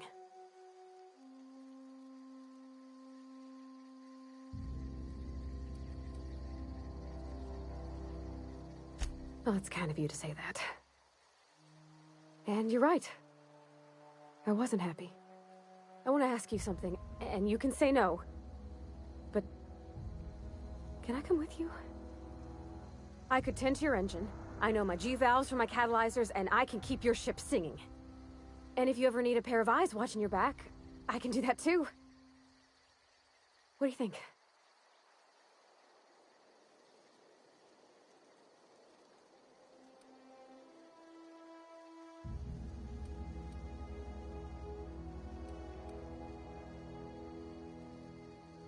I know. Mr. Thompson said I was to chaperone you about the Veil. Loan me out to you like I was Spacer's Choice property. Well, they may think I am, but I'm not. Yeah, Mr. Thompson's got a temper. But I'm more scared of missing out than I am of him. I don't want to lose my one chance at seeing the stars.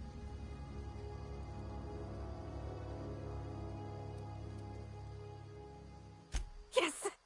I mean, thanks. You won't regret this, mister. Captain. I can call you Captain now. Ha!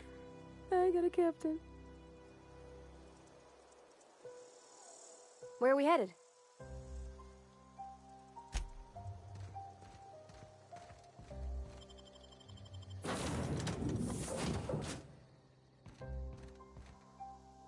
Well, I certainly am looking forward to flying on a ship named the Unreliable. I'll just head upstairs and claim a room.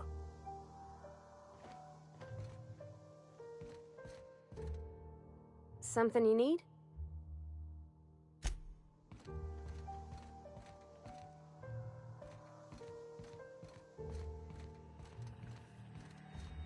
Captain, I have detected that Edgewater's power supply is now optimal.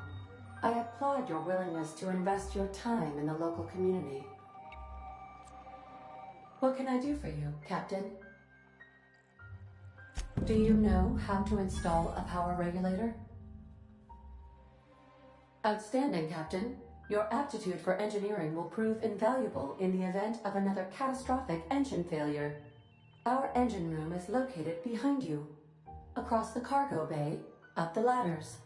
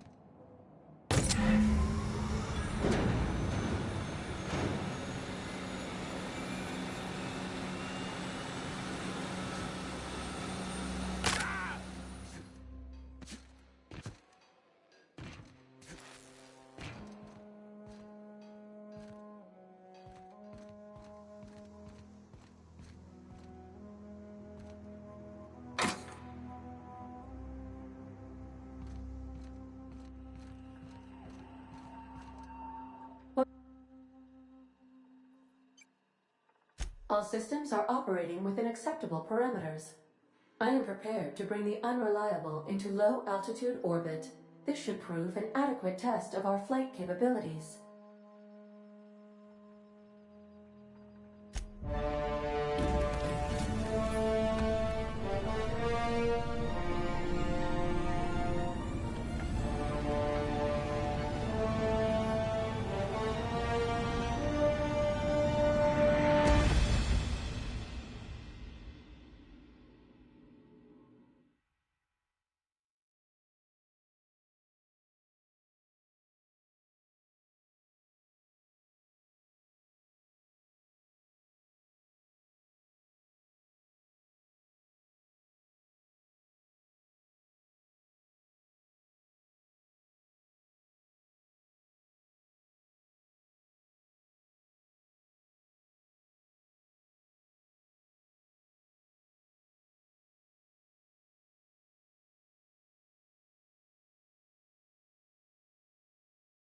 We have received a communication request from Dr. Phineas Wells.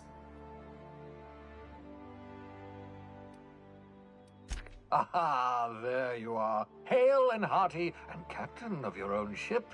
I see you're putting the unreliable to good use. Shame about her former captain. Horrible way to die. How are you feeling, by the way? I lost track of you in that cave back there. Experiencing any, unnatural drippage? Perfectly normal side effect of thawing, I assure you.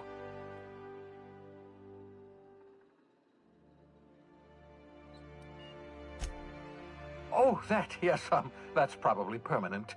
I wouldn't worry about it, though. I'm sure you're fine. What you saw in Emerald Vale is happening all across the colony. Food shortages, lack of supplies, and basic necessities. We're dying. The chairman, the minister, and all their lackeys on the board are to blame. The Hope has some of the brightest minds Earth ever sent us. If we can revive the Hope's colonists, they can help us undo the board's mistakes. They can help us set things right. You need to get to Stellar Bay on Monarch. I have contacts there. They'll help me, help us, find the chemicals to revive your fellow colonists. Gladys Kelly, lovely woman, runs a cozy little black marketing outfit on the Groundbreaker. She can get you a nav key to land on Stellar Bay.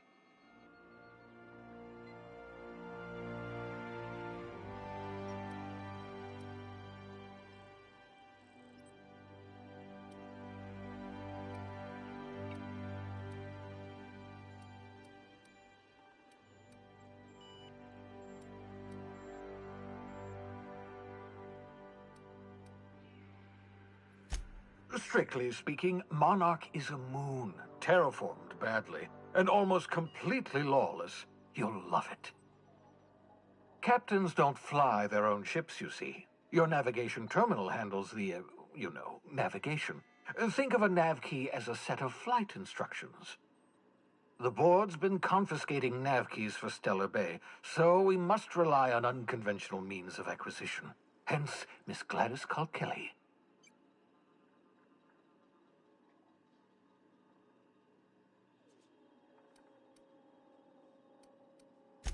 Without a skip drive, good luck. You'll be dead before you make it to the nearest star. Look, I admire your optimism, but the sad truth is you're stuck here. You, me, and the rest of this colony. We're all skating precariously around the edge of oblivion together. None of us are leaving Halcyon alive, so we may as well make it a better place, and we can start by reviving the Hope. Gladys and I have been doing business for years. Her smuggling credentials are unimpeachable. If anyone can get you a key to Monarch, it's her.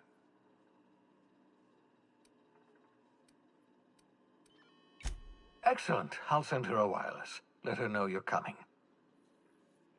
By the way, I gave Captain Hawthorne a disguise apparatus of my own design, cutting-edge technology, years ahead of its time.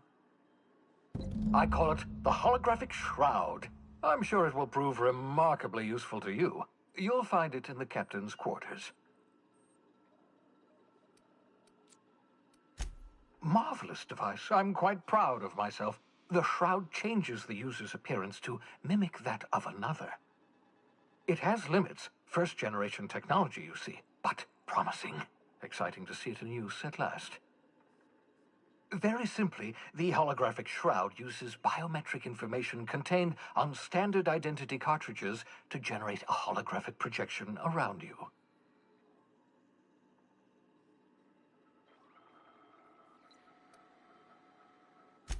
Only stands up to a casual scrutiny. Use it too long, bound to flicker, blur, something like that.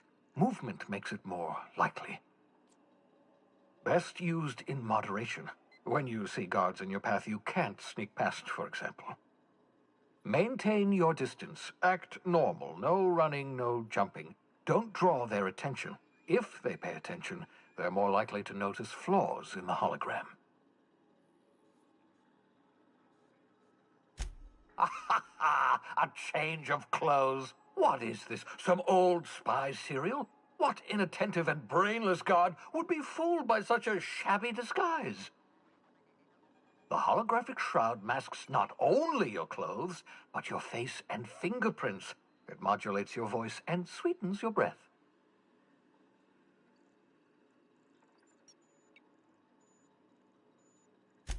Science, that's how. Excellent. I'll contact you once you've found a way to get to Stellar Bay. If you have any questions, come see me in my lab. And remember, don't trust the board. They'll try to win you over with promises of wealth and power, but it's a lie. The board's only interested in filling their own pockets. If we don't put a stop to them, they're going to run this colony to the ground. Transmission ended.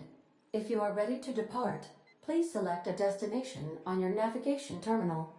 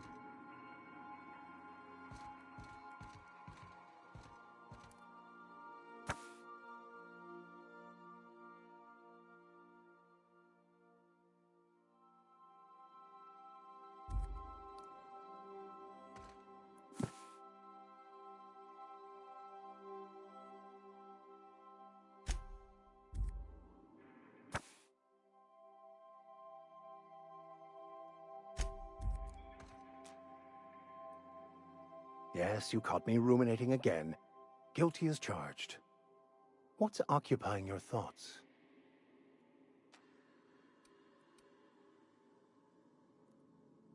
Nothing too out of the ordinary. Just your run-of-the-mill vicar with a violently enthusiastic disposition. Oh, I eventually learned how to channel it into my quest for knowledge. But my childhood, that is a different tale. I grew up in a pit of a town, much like Edgewater. I was destined to be a laborer like my parents, but I was infected early with a need to solve the equation. My passion didn't sit well with them.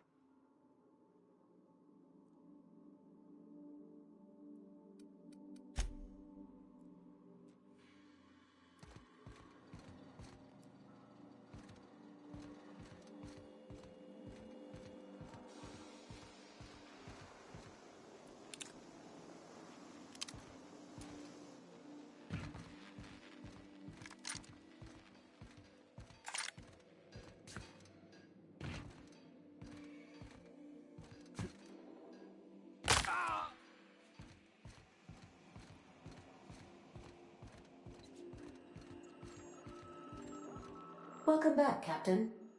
How can I be of assistance?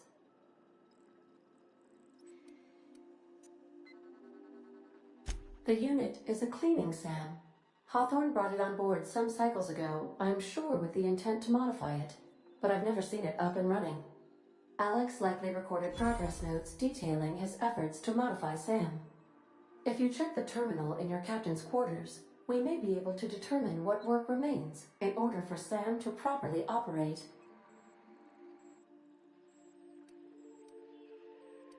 See you soon, Captain.